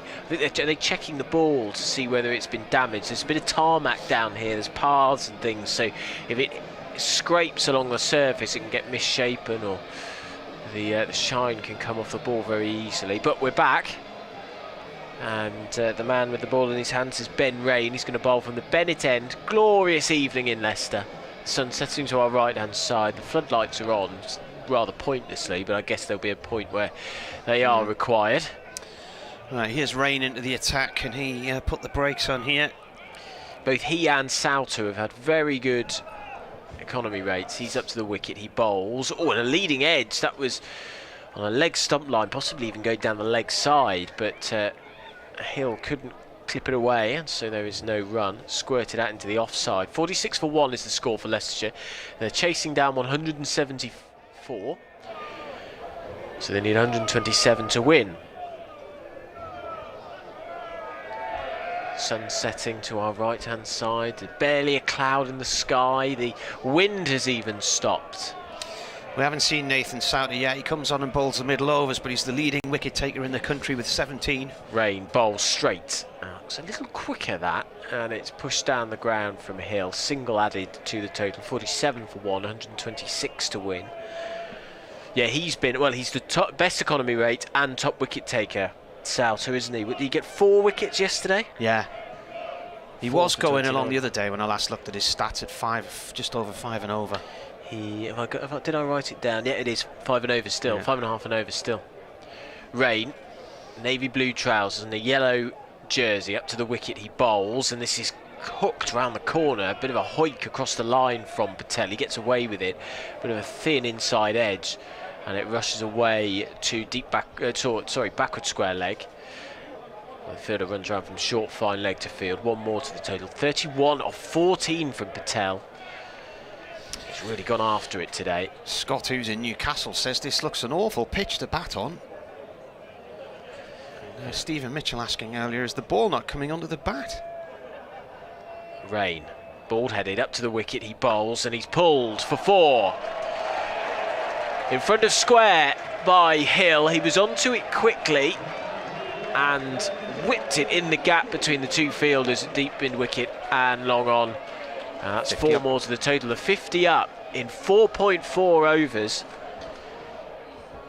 And Leicestershire, well, It was 4.3 on Sunday at Durham, wasn't it? yeah, they're the only team that they've been able to sort of find some sort of rhythm and find some runs with. Hill's and a Mexican horn, I don't really know how to describe that. Goes off in the stands as Rain past the umpire, he bowls, and across the stumps goes Patel, clips it away on the leg side. He's really aggressive tonight. A very good way. It's more what Leicestershire have needed. And he needs a big score tonight, Patel. He's got to this stage at the end of the over loads of times. 54 for 1, 119 to win. He's got to this level, to 30s to 40s loads of times, but he hasn't got a 50. He's the top scorer for Leicestershire in this competition. 178 runs in 7 innings, but only a best of 44 in that. Scores of 36, 16, 5, 44, 42, 28, 7. What's happening here? The umpire's having a chat with Alex Lees about something. Is it the ball? I wonder if it's the ball. I don't know whether there's been some chip from the crowd out there. Well, it got a bit tempestuous here a couple of years ago, didn't it? And there was an incident at the end of the match which involved Scott Steele, and former Durham player, and some of the Durham players, and I think that both sides got demerit points as a result of that. I don't know what's being said, but Ben Debenham, the umpire, has had a word with Alex Lees, the Durham skipper. Wayne Parnell replaces Luke Robinson. He's got luminous green boots on tonight. He was wearing bright orange last night, I think. And he's going to come in from the pavilion end, left arm over. Lees can't quite get to that ball. It was in the air for a while. It's gone across the wide, mid-off to field it. 2 runs. I said at half-time, one decent partnership, you get your noses in front, it builds the confidence. The opposition start to question themselves. That element of doubt creeps in. But Leicestershire fans will say they've got to this point, a partnership like this several times, and it's failed about now. Parnell in with a short one, hooked away down towards long leg. Travascus is out there, he dives and it bounces off him and shoots across the line for 4. He did well to get across it to it, but then the next bit wasn't so good. I don't know if he lost his foot there as he was trying to slide in, or he just seemed to sort of bash into the ball and send it over the rope. When your hands land on the ground, it can sometimes bounce out, can't it? The impact can just force the ball out of your hand. We've just got the replay next to us. I'm going to see if we can catch it. We're watching him now. He got a hand to it, didn't he? But he just couldn't stop himself. He was right in the ropes. 60 for 1. Patel's on 38. Parnell bowls. This is up in the air, and this should be out. Ben Rain's under it at long on, and he is. Oh, he's dropped it. He's dropped a dolly. That was really poor fielding from Ben Rain. Really poor. And Patel goes on to 40. It was high, but I think he had a good sight of that. And it's in his hands, and then suddenly it bounced out and was on the floor. How's he dropped that? That's a big moment. And it was just what we were talking about. Patel, with his scores and that kind of partnership, they haven't been able to go on, but he's got a lifeline from somewhere. Next ball is pushed short in the offside. Could be a run-out chance here. Oh, Turner dives in and flicks the ball out the back of his right hand. Just misses the target at the bowler's end. And it's all sort of ramping up on Durham, isn't it? You get the sense that, you know, that you can probably hear the crowd below us in our effects microphone. Yeah. They're getting on top of the Durham players. If they can break this partnership, get a couple of wickets on the board, it'll go quiet again. And the partnership at the moment, though, rattling along there. 62, I think they've got in 31 balls. So they're really taking the game to Durham at the moment. Might be time to bring in Mr. Souter sooner rather than later. Parnell in again, left arm over. Ball played to Turner, short extra cover, no run there. To win another 110 at 63 for 1 here on BBC Radio Leicester, BBC Radio Newcastle. Reminder, we're back to County Championship action on Sunday morning, so I'll be joining Nick Webb for the Durham Glamorgan game. And Mr. Ray will be driving down to Bristol to join Mr. Seaborn as Gloucestershire play Leicestershire. That's a bouncer down the leg side. It's a no ball on height signalled from square leg. Parnell doesn't believe it, but it has now been signalled by the umpire behind the stumps. So Durham were Durham are top of the County Championship Division 2. I think they've won. How many have they played? Have they won 4? Won 5? I'm trying to remember now. Lost one at Sussex. Drew one in Cardiff and have won the others. And their last match at Bristol was their first win there. This is flicked off the hips nicely. Travaskis racing across, and he's done it again. He's got to the ball and dragged it out of play again. Yeah, he was spinning round and trying to get up and collect the ball, and it just popped out of his hands. And that's the end of the over. So the score's 69 for 1, Hill on to 24, so it's the end of the over. I'll tell you what, let's get a latest update from the Sir David Wallace Arena. End of the first quarter in the Netball Super League semi-final between Loughborough Lightning and Manchester Thunder. Emily Herbert is there for us.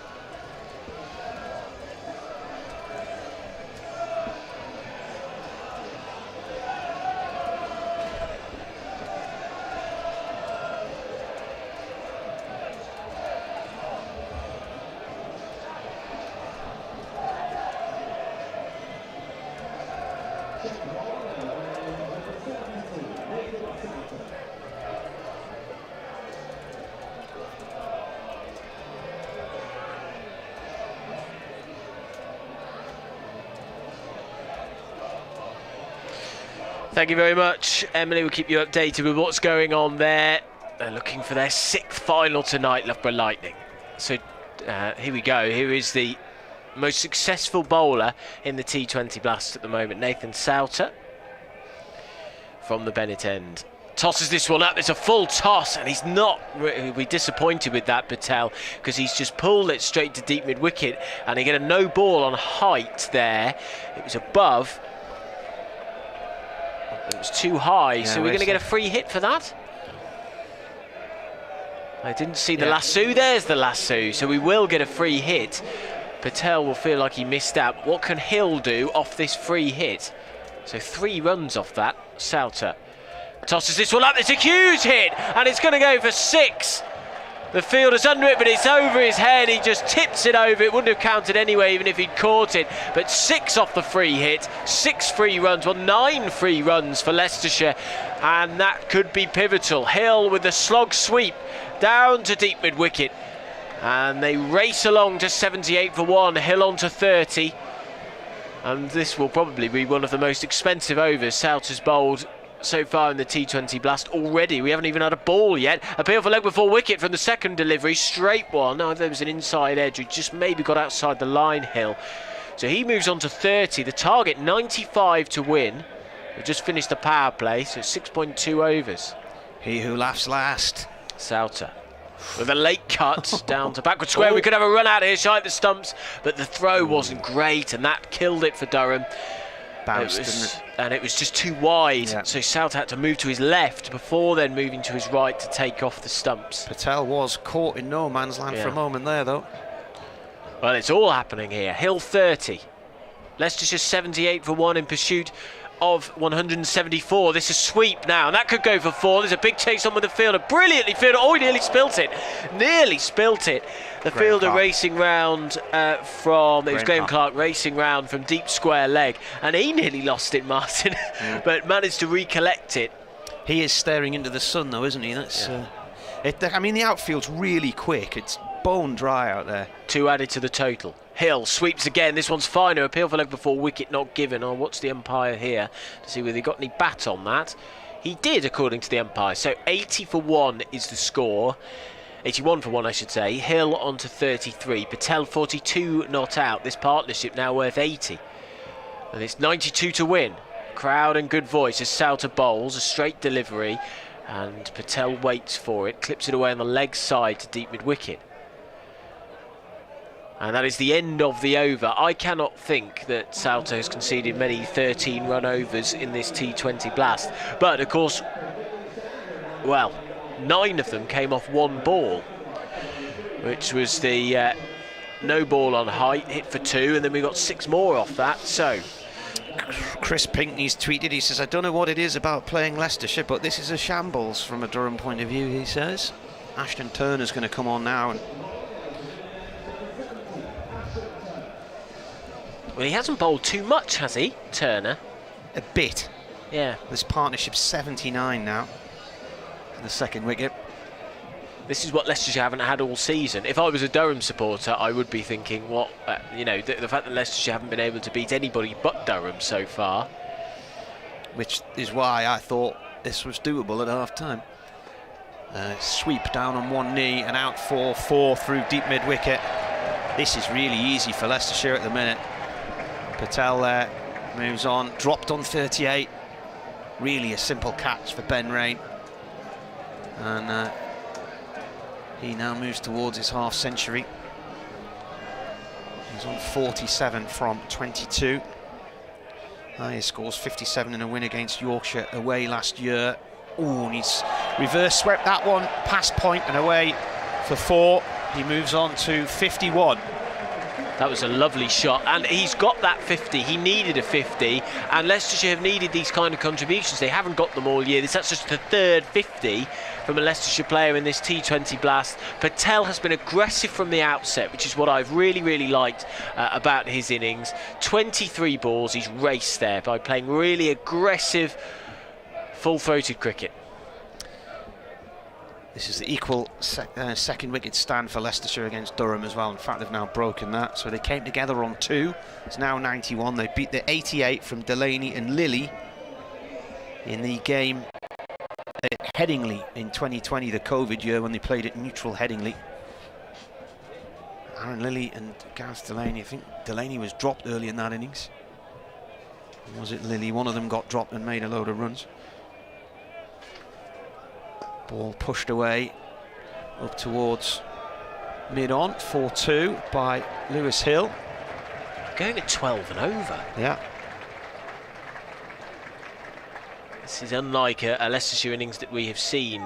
Durham's 172 for 4 at the moment. Looks about 30 or 40 runs short right now. Hill on 35. Ball played back up towards Turner for a single, just wide of the stumps on the leg side. Got 11 off this over already, with 1 ball to go. And they can just afford. That was a nice shot from Hill. Sensible cricket, just take the run. This is played up to Souter at long on for 1, and the over comes to an end. 8 overs gone, 95 for 1. 78 needed.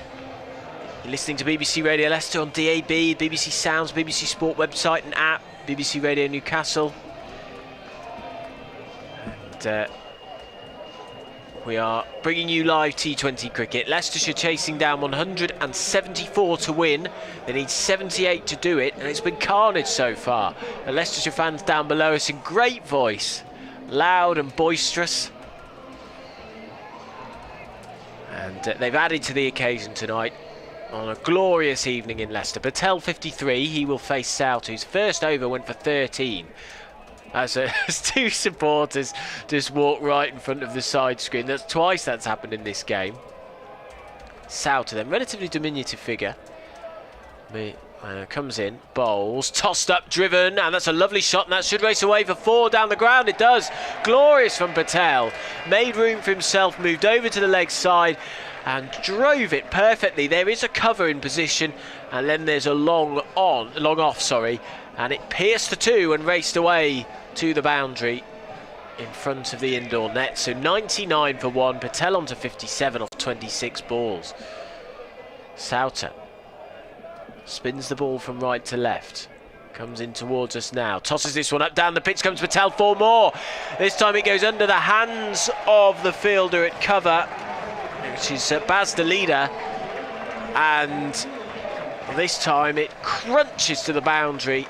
And 100 is up for Leicestershire in just 8.2 overs. And you're right, Martin. If you carry on at this rate, Leicestershire would be looking at about 240.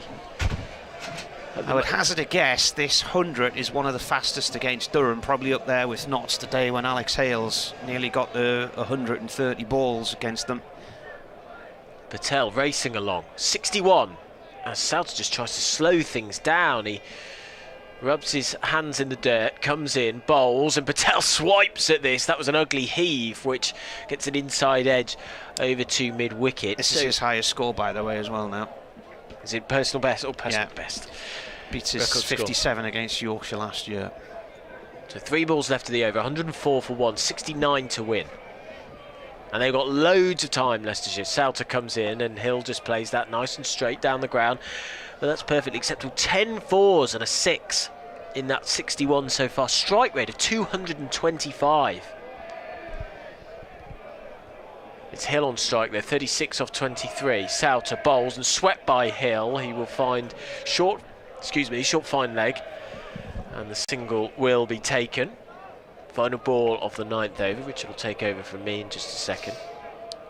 Surrey have just made 258 for 6 in their T20. Some big scores tonight. I think that's what the 4th or 5th total, well over 200. As back goes Patel and clips this away. And actually that's perfectly placed. They'll come back for 2. Wasn't quite time. Oh no, because Hill slips. So they don't come back for 2, they just get the single, but that is the end of the over. Another very profitable over from a Leicestershire perspective. They require 67 to win, they're 106 for 1. They got 11 more from that over 2. Me and Richard Ray are just going to pick our jaws off the floor, I think. I tell you what, you two, Doubting Thomases. What did I say at the start of the game? I never expect anything in these matches. Liam Travaskis is going to have a bowl here, and he's in a deep discussion with the umpire Ben Debenham. And once again, he's having a deep chat with Alex Lees, the Durham T20 skipper. What's going on there? Well, when I was out watching closely, he said something, Lees, to Lewis Hill. This was a good few overs ago, and Hill immediately, Hill is one of the mildest lads in cricket, immediately reacted. And Patel had something to say as well, and this has gone on all the way sort of since, really. So something was said, and I don't know, quite obviously what, but, it was something unpleasant was felt to be said one way or another. And this has been simmering ever since. And I have to say, some of the crowd chants have been pretty unpleasant from the football sort of bunch over there in the popular seats. I'm afraid. It's a close season. Here's Travaskis, pavilion end. That's played out through the covers by Patel. He'll get 2. Michael says, what's going on here? The bowling and the fielding is the complete opposite of how we started this campaign. Alan Shaw says, what has happened to us? 3 question marks. This has been really, really off colour from Durham tonight, again against Leicestershire this year. Travaskis, oh, nearly gets a caught and bowled. It's hammered back low at him. He dives, he can't quite hold on to it. I think it hit his hand. It was potentially a big drop by Rain, you never quite know. Others might have picked up where from him, but it was catching chance that. It really was, and I can't think Patel of was any on 38 for him. at the time, wasn't it? Yeah, it was in his hands, and then suddenly, what seems like seconds later, it was on the floor. It's this partnership now, it's well past 100, 107. Travaskis bowls, it's paddled around the corner to third man inside the discs. That's Rain, no run there. Yeah, just 2 on the board when Nick Welsh was leg before wicket in the first over. Scott says he's shell-shocked watching this. Travaskis left arm round, bowls played out through mid-wicket for 1 run. They only need 6 and over from here on in, Leicestershire. They can just push it around. If Leicestershire fail from here, it will be one monumental collapse. I'm afraid it would. After that first over, when Travaskis was turning it, he thought it was going to be a real struggle. In comes again, bowls played out through mid-wicket. Bearing in mind, Leicestershire were 2 for 1 after 4 balls. And these two have just gone to town.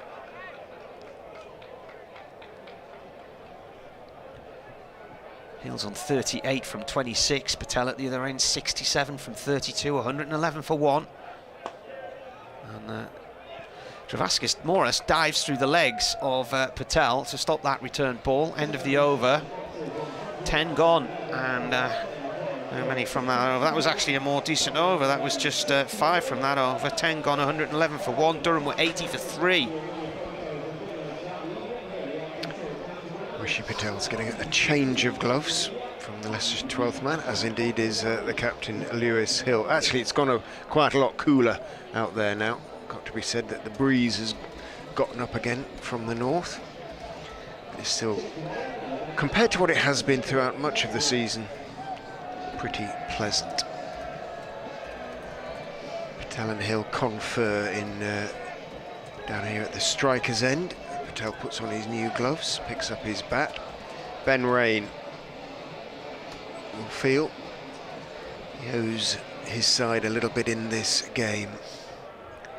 1 over. He only conceded 8 runs from his single over, did Ben, as he comes in from the Bennett end and bowls to Rishi Patel, who attempts a little reverse scoop to the leg side, bounces back down the pitch, and again there is no run. So good start from Ben Rain.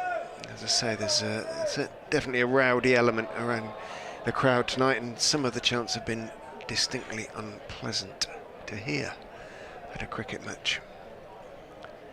Rain in shade now, runs in and bowls to Patel, a slow bouncer that is hooked out towards deep mid-wicket. No chance at all for the fielder at deep mid-wicket to run around. He got between mid-wicket and between long on, and he picked it, but it was so slow, the bouncer, that he had time to adjust as well, whether he picked it or he didn't, really. Some records going at Hove tonight. Surrey 258 for 6, their highest score in a T20 and the 4th highest in our competition. Rain is in to Patel, who hits him in the same place, and it's going to go all the way for 6. Wasn't quite as short, but even so, Patel is seeing it like the proverbial football now. And how must this feel when the man you dropped is then putting you over the ropes for consecutive 6s? He's an experienced cricketer now, Ben Rain, but he will be smarting, that's for sure, on his former home ground. 77 to Rishi Patel. It kind of feels there's 100 there for the taking for him. Rain is in, bowls to Patel, who drives, gets a thick inside edge to it. His attempted on-drive squirts it out towards a conventional mid-wicket on the 1, Parnell, and he makes the stop. Essex made 226 for 9 in Cardiff. Glamorgan 101 for 1 in reply, halfway through their innings. Glamorgan have been good, haven't they, in this in that South group? They're in there scrapping. Slow burner at Derby. Derbyshire 142 for 6, Notts 84 for 3 at the halfway stage. Somerset have scored 231 for 4 against Gloucestershire and Bristol. Rain is in to Patel, who this time drives it past Parnell, who raises his arm to his long on to indicate it's heading his way. takes the one to finish the over and keeps the strike, which from Leicestershire's point of view is no bad thing, because he's on 78 off 38 deliveries. Hill has 38 off 27, relatively restrained. 11 overs have been bowled, 122 for 1, just 51 needed from the remaining 9 at less than 6 and over. They could win it. They could win it by 9 wickets here tonight. Durham's biggest defeat is actually at the hands of Leicestershire, who scored 183 for 7 in 2006 at the Riverside and won by 79 runs. Travaskis back into the attack, cut by Patel out through the covers. There's 2 fielders out there, and Clark cuts it off near the Geary bar. 2 runs. Just the fielding wasn't very good from Durham earlier, but the bowling just looks flat, and there doesn't seem to be any belief out there. And even if this partnership does get broken, you feel the damage is done now. Travaskis in again, and this is lobbed away towards Michael Jones, who comes running in off the boundary, trying to cut off a ball from long off, totally misjudges it and dives past it, and it goes for 4. It's extraordinary. He went sort of running at the diagonal instead of along the boundary, and as you say, suddenly realised he was on the wrong trajectory completely.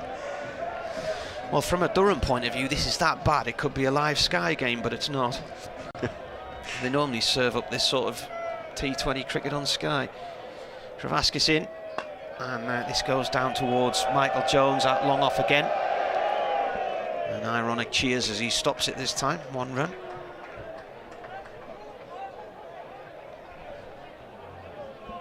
Sun just reflecting on some of the buildings behind us in Leicester City Centre. It's a very pleasant evening. 129 for 1. Travaskis in, and that pushes the score up to 130 for 1. Brings Patel onto strike, and he's on 85. This partnership 128. The highest partnership against Durham was the opening stand for Leicestershire a few years ago, when they made about 170. Just thinking of the last century scored. Another single there, out through mid-wicket. For Leicestershire in T20 cricket, probably Josh English. Travaskis has 1 ball left, so 1 for 30 from 3.5 overs so far. Comes in and bowls, and this is a single out through mid-wicket as well. So 1 for 31 from his 4 overs. And it started off ever so nicely because he got a wicket with his 4th ball, but that's the only wicket to fall. Leicestershire Centurions, let's have a look. Josh English against Northampton at Northampton last year, I would imagine, was the last one. But it wasn't a huge. I think their highest score is it's Ben Rain, isn't it? Is it not Ben Rain against Warwickshire? How many did he get? 113. So that will be the highest. I think English has made 2, but they were both sort of 100 something, 102 and 106, something like that last year. So Souter, well, this is Durham's last throw of the dice, isn't it? Really, he just hasn't hit his lengths or really turned it tonight.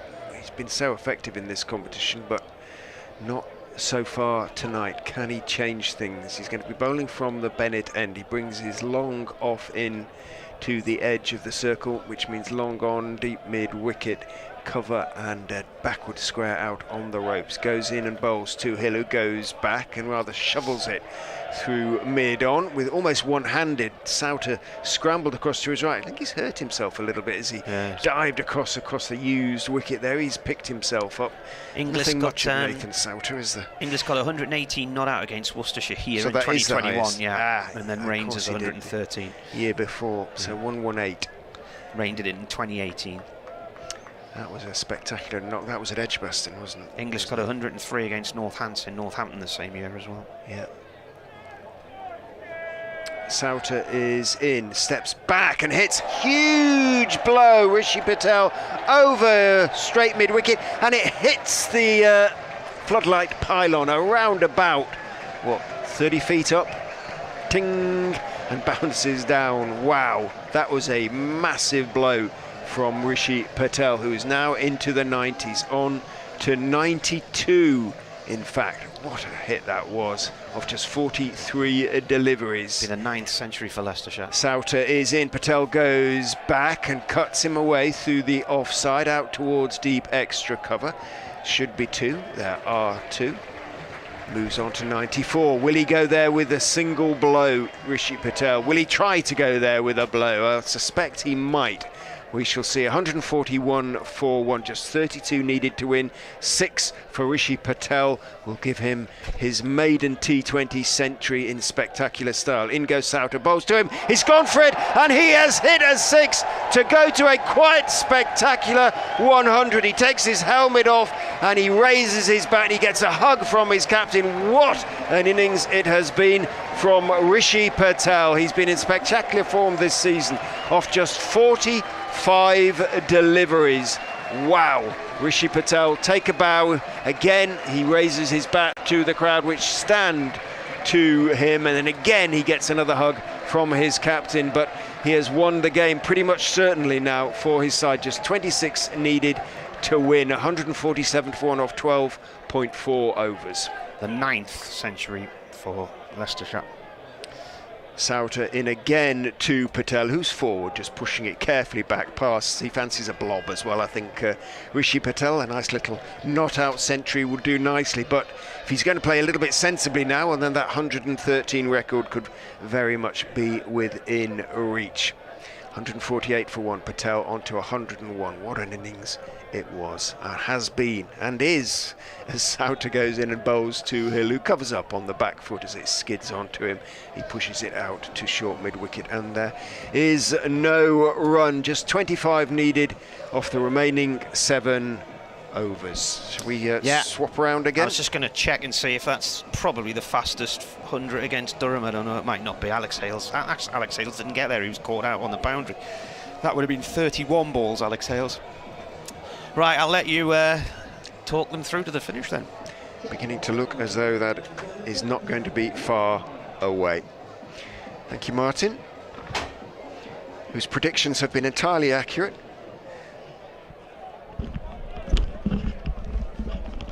As Parnell will bowl from the pavilion end to Patel, 102 not out. We'll go to the net ball at the end of this over as well. They're going to come back for 2. That's lovely running. Brilliantly timed by Patel. What an innings, Richard. It's been fantastic. Spectacular. So aggressive from the off. Has he had... There was, of course, the chance that Rain... He was dropped on 38 by Ben Rain. A straightforward opportunity, but them's the breaks. What a big moment that was. 150 for 1. This is one of the most impressive T20 victories that I've seen in quite some time for Leicestershire. As Parnell comes in, bowls, he's an uppercut attempted by Patel, but he misses it. So 113 the record, Richard, you were saying, for a Leicestershire player in T20. Indeed, right? Yep, Josh English against Worcestershire. The sun beginning to set around us. It's funny, I don't really know. I was just chatting to Jack Rafferty next door about how I feel about the atmosphere tonight, because there's been some really nice bits of it, and I've enjoyed how loud and boisterous it's been. But I think some of the chants have been horrible, actually, and they've been thoroughly unpleasant. Yeah. As Parnell comes in, clips into the leg side, they're going to come back for 2, are they again? They are going to come back for 2, called by Patel as appeal. Oh, they've run out. Well, Patel is going to have to go. The umpire's finger is raised immediately. It was a too risky a call for that second run, and so Patel has to depart. Run out. The throw was good. Good work behind the stumps as well from Robinson, and a rather anticlimactic end to a superb innings for Leicestershire. One of the best over the past few years. Rishi Patel came in with so much aggression, impetus and drive into this innings, coming in at number 3, and he's taken Leicestershire to victory. He won't see them home, but there's a standing ovation all around us. Everybody down on the benches below us. There's a big stand down to our left-hand side. Everybody is stood up as Rishi Patel announces himself on the T20 stage. He departs for 104 of 49 deliveries, 12 fours and 4 sixes, a strike rate of over 200. That's a famous old innings, that, from Patel. It is. Is it all too late? You kind of think it probably is. Leicestershire still will need to win at least probably probably 6 of the 7 matches. Yeah, it'll help their run rate But marginally. It will. And it keeps them just about alive. Parnell, flashy green boots, he's up to the wicket, he bowls, and it's a back foot push from Colin Ackerman, the captain, who will feel like he's turned up to a party at about 11:30. Everything's happened. And he's got to see his team over the line. He's turned up at 11:30 and he's been asked to clear up the dishes, that's what it feels like. Hill on 40. Your parties finish early, 11:30. Yeah, 30 now, Richard. Okay. In comes Parnell, he's up to the wicket, he bowls, and that's a straight delivery, slower ball, which Hill just tries to rock back and guide away, but he doesn't time it just how he wanted to. And that is the end of the... No, I thought it was going to be the end of the over, but it's not. We've got 1 ball left. So we've got 6 overs after this, and Leicestershire require 21 to win. So the run rate is down at 3.4 and over. It's been going at 11 and over, Richard. It's Parnell, big burly man, buzz cut, 77 on his back, turns and runs in towards us. He bowls a slower delivery. Hill tries to wheel round and turn him behind square for a single. He misses it, and so that's the end of the over. Leicestershire need 21 to win off their 6 overs remaining, so they have plenty of time to get them. Let's get an update, shall we, from the netball. It's the Super League semi-final. Loughborough Lightning in action against Manchester Thunder. Emily Herbert, can you bring us the latest?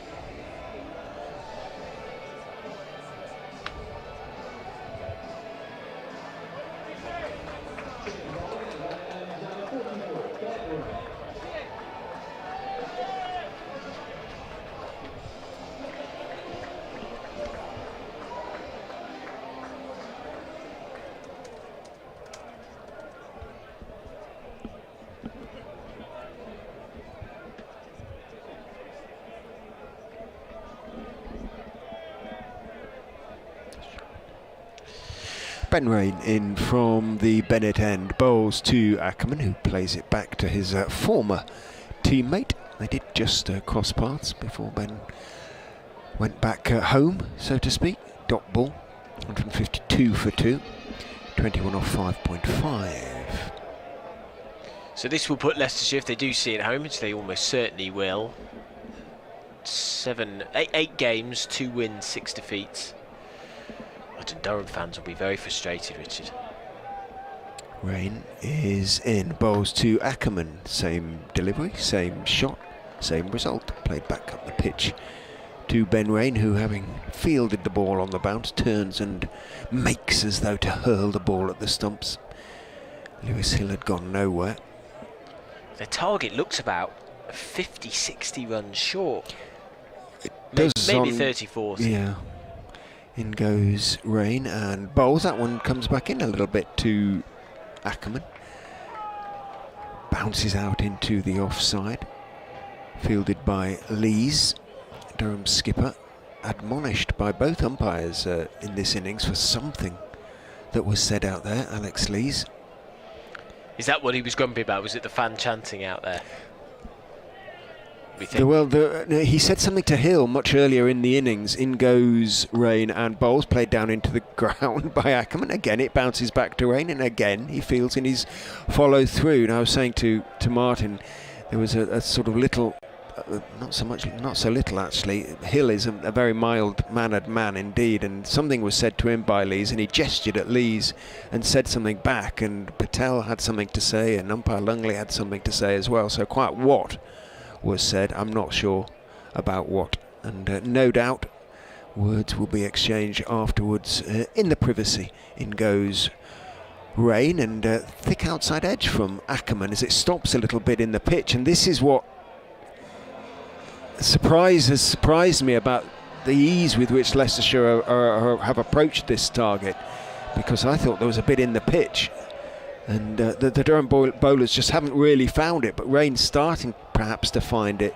Now just 1 ball to go in his over. Bowls to Ackerman, who just manages to work it off the back foot out towards mid-wicket. So a pretty good over from Ben Rain in the end, but missed by Robinson behind the stumps. But the throw, there is a backup fielder in the form of Wayne Parnell. readily identifiable with his lime green boots. So decent over from Ben Rain, just a couple of runs from it, 153 for 220 needed, but off 5 for Leicestershire, so they still have an awful lot of time in hand. But yeah, just for me, it's just some of the chanting and some of the things that have gone on out there just slightly taken the edge off the evening. Parnell to bowl his final over, and it's clubbed down the ground by Hill. A lovely shot, Ackerman it was, sorry, it was sort of noticed, a slightly taller figure as he clubbed that down the ground. It races away down to long on, and 4 more added to the total. Leicestershire racing along to their target of 173. They need 16 to win now, and they've got 30 balls to do it. He looked like he just struggled at the start, Ackerman, but that shot will give him a lot of confidence. It was banged in by Parnell. What will his response be? Bowls. Again, this is on the leg stump, clipped away by Ackerman. The chase is going to be on for deep square leg. He races round, they come back for 2. Ackerman on to 8. And the total 159 for 2, 14 to win. Sun beginning to set now, darkness descending. Floodlights on though, so just got lengthened shadows around us. Nice orange sky to our right hand side. Clouds beginning to appear. It's been a lovely evening in Ayleston. Parnell running away from us. Past the umpire, he bowls. Oh, and he's chopped on. Ackerman trying to pull that away, and he has knocked back his own off stump. Fierce shot, but he was just too late on it. And there's the 3rd wicket to fall for Leicestershire.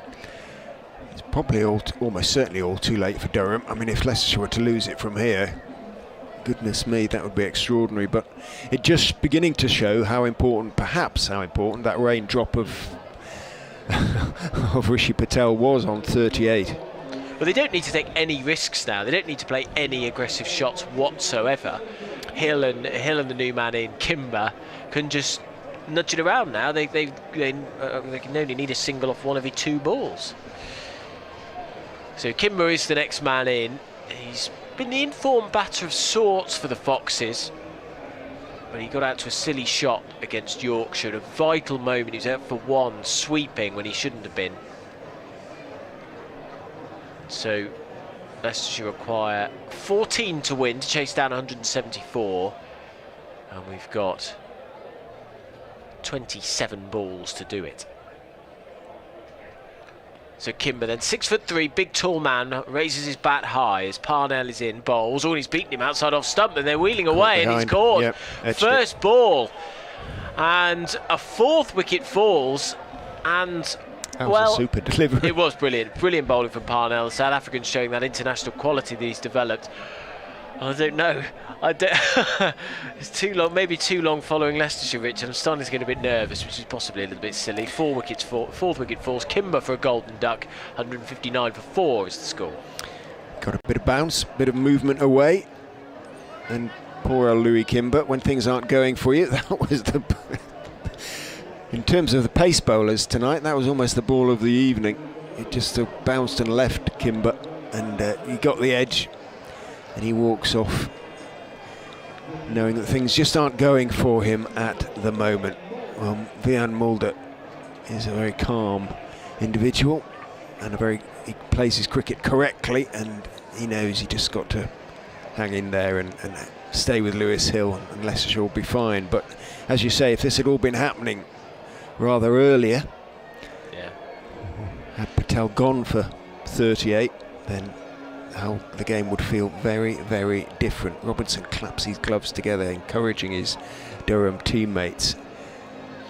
Mulder is the type of personality that you want coming out to the crease. This is where his international quality, his experience, his calm and composure is necessary, because he's going to face the hat-trick ball first up for Parnell. Could we have a hat-trick as well as a century? Past the umpire now, he bowls, and it's pulled round the corner. It's a short delivery from Parnell. So 13 now to win. Mulder sees off the hat-trick ball. 160 for 4 is the score. Is the chance of Leicestershire echo round the ground. I guess my feeling on the crowd situation is that T20 cricket and Grace Road could do with a little bit more of the boisterousness and the atmosphere, but quite a lot less of the extremes of what we've seen tonight. As Parnell running away from us now at the pavilion end. He bowls, and this turn around the corner, well, it's attempted by Hill. This is the two-pace nature of the pitch you've been talking about. Parnell has finally found it. End of the over. Can't have been many runs to... Although actually we started relatively quickly, didn't we? Ackerman started that over with quite a lot of pace in terms of his hitting. So there was 7 off it in the end. So 160 for 4. 13 needed to win for Leicestershire to win this game. And 16 overs have gone, so 24 balls to go. Leicestershire just need to play it safe, and they will get themselves home. Ben Rain, having bowled a very good over at Colin Ackerman previously, will continue from the Bennett end. He's going to be bowling to Vian Mulder. Everyone out on the leg side, with the exception of one man at mid-wicket, saving one. Everybody else on the boundary, so plenty of runs to be had on the leg side, or at least singles to be had, as in goes Rain bowls to Vian Mulder, who tries to push it out towards mid-on, but running across from that mid-wicket is Baz Dalida. It was Dalida who ran out Rishi Patel. I'm not sure we gave him the credit at the time. And concentrating about Rishi Patel's fine knock. It was the leader, the man who threw down the stumps to send him on his way. In goes Rain and bowls. Forward goes Mulder, pushing the straight delivery out towards mid-off on that occasion. Ashton Turner, a fielder there. Well, they're keeping the crowd involved to the end, Leicestershire. I thought they were going to probably win it within about 13 or 14 overs. Probably would have done had Patel stayed there, but since then, wheels haven't exactly come off, but they are limping over the line. In goes Rain and bowl, pulled by Mulder on the bounce out towards Clark in front of the manual scoreboard. Single bounce. Up around, takes it around chest high. 1 is taken by Mulder. Moves on to 2, 161 for 4, 12 to win. It's a very good shot for 1, that. Fiercely hit. 12 off 21 deliveries. Rain into Hill, who slogs into the air. It's going to land safely at deep mid-wicket. Clark runs round again. He stops it after just 1 bounce, albeit quite low on this occasion. And it was so long a time in the air that Hill and Mulder able to complete 2. Hill moves on to 43, 10 to win of 20 deliveries. Think of other big moments in this innings. I was thinking those 2 shots down behind square on the leg side that Travaskis sort of tumbled over or knocked over. That was how Patel's innings really got going. Rain, 2 balls to go in his 4th over, plays it back down the pitch. Hill has to scramble back into his ground as Rain dives away to his right, makes the stop, picks himself up, or at least throws it from the ground, from a almost seated position to Ollie Robinson behind the stumps, takes off the bails, but Hill had scrambled successfully back. So Rain, his figures don't look too bad. He hasn't picked up any wickets, none for 23 from 3.5. But he'll still be wondering, I'm sure, what might have been had he held that relatively straightforward opportunity. In he goes and bowls. Hill drives, thick outside edge out towards deep point. Running in from the deep point boundary is Nathan Souter. He hasn't had an evening to remember. Gets his throwaway. Hill takes 1, and that is Rain done. None for 24 from 4 for the former Leicestershire player. 164 for 4 after 17. The Foxes 9 to win, and they have 18 deliveries in which to score those 9 runs. What's Lee's going to do? Would he? He's got to take wickets, surely. So he's going to go. Yeah, might as well. It could mean a quick end to the game, but it could also mean another couple of wickets falling. Well, Soutu came into this game with 17 wickets, highest total in the T20 Blast, best economy rate of 5.5, and he's been pumped to all parts of the ground. Indeed. But he started with a horrible full toss, didn't he? And he just hasn't got into his rhythm at all. He's going to bowl from the pavilion end, so moving away from us here at Grace Road. He's up to a wicket now, and across his wicket goes Hill, and hits him high for 6. And that is pretty much deal done for Leicestershire. They need 3 to win now, and it is 50 for Lewis Hill, who pumps his fist, raises his bat around the ground, and again there's plenty of people standing around Grace Road. It's been a captain's knock. He played very sensibly the anchor role while Patel was smacking it to all quarters on the way to his century, but he's moved at a nice old pace as well. 38 balls to get there, and what a way to bring it up with that 6. He goes back, nearly chops it on. Next ball, that was quicker and flatter from Souter. Got an inside edge onto his pad. 3 4s and 4 6s. Wow. It's a very un-Lewis Hill type innings, really. Souter comes in, that's really wide, and Hill tries to cut it. There's a mad throw that comes in from cover, which Robinson has to dive and dramatically stop. That would have run away for 4. Imagine that was the end of the game. Souter then.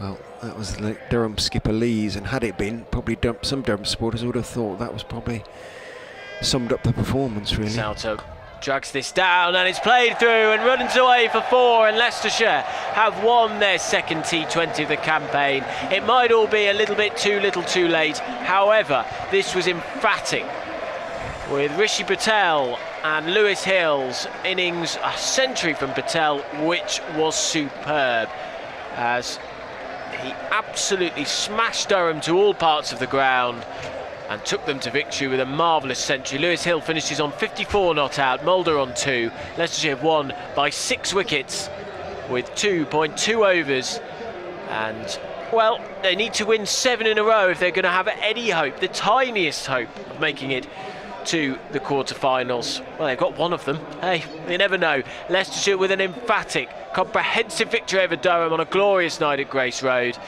and they have won their second match. Jack Rafferty. Adam, thank you very much indeed. As he says, they have won their second match. They have done it by 6 wickets, and in fact, they took much longer than they needed to. They had won pretty much after 10 overs or so. An impressive performance, a century for Rishi Patel, a half century for Lewis Hill as well. Richard Ray, just put into words what we've seen this evening and how different it has been from some of the other performances. Well, Richard is on his way down to you, Jack. He's just appeared, hasn't he? I've just seen him poke his head round the scoreboard there, so I'll answer that for you. Well, I think there are a couple of things that are pretty clear.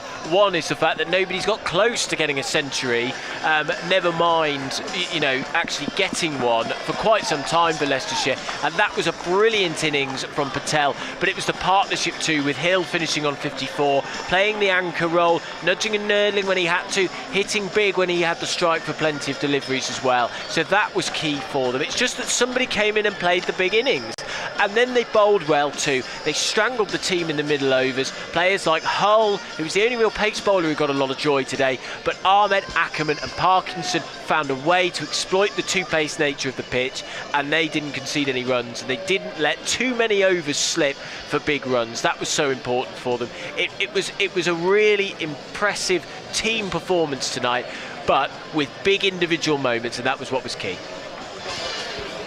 Talk to us about the batting performance, Adam, from Rishi Patel. We've seen signs that it was coming, and it was interesting. We were talking in commentary, I should say you and Richard were talking in commentary, about there have been plenty of performances where it has looked like it was coming, and then there has been something that has happened where he has found himself out just before that half century, around the 35-40 run mark, and actually it very nearly happened. He was dropped by, I think it was Ben Rain. Yeah. But how impressive was it to, after that, to see how much he took it on and the confidence he took from his ability to hit the boundary this evening? Well, he came out with a huge amount of aggression in his batting, came out with slogging from the very off, and we've seen sort of fits and starts of that from Patel. It's not something, a style of cricket that I typically associated him with, but he really came out and hit the ball hard from the very off, was moving across his crease trying to hit big 4s, big 6s, and was really impressive. You've got Paul Nixon down there, so I've just spotted him out the corner of your eye. Adam, I'm going to interrupt interrupt you and speak to the Leicestershire head coach Paul Nixon.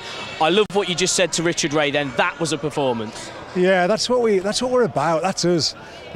Just the calmness, the clever thinking, the power at the right times, hitting hard pockets, running twos. That was an exhibition of how to chase a cricket match. But just so pleased for our guys. We've had a tough time. Great in front of a full crowd here tonight. Fantastic crowd. Young lads coming out tonight.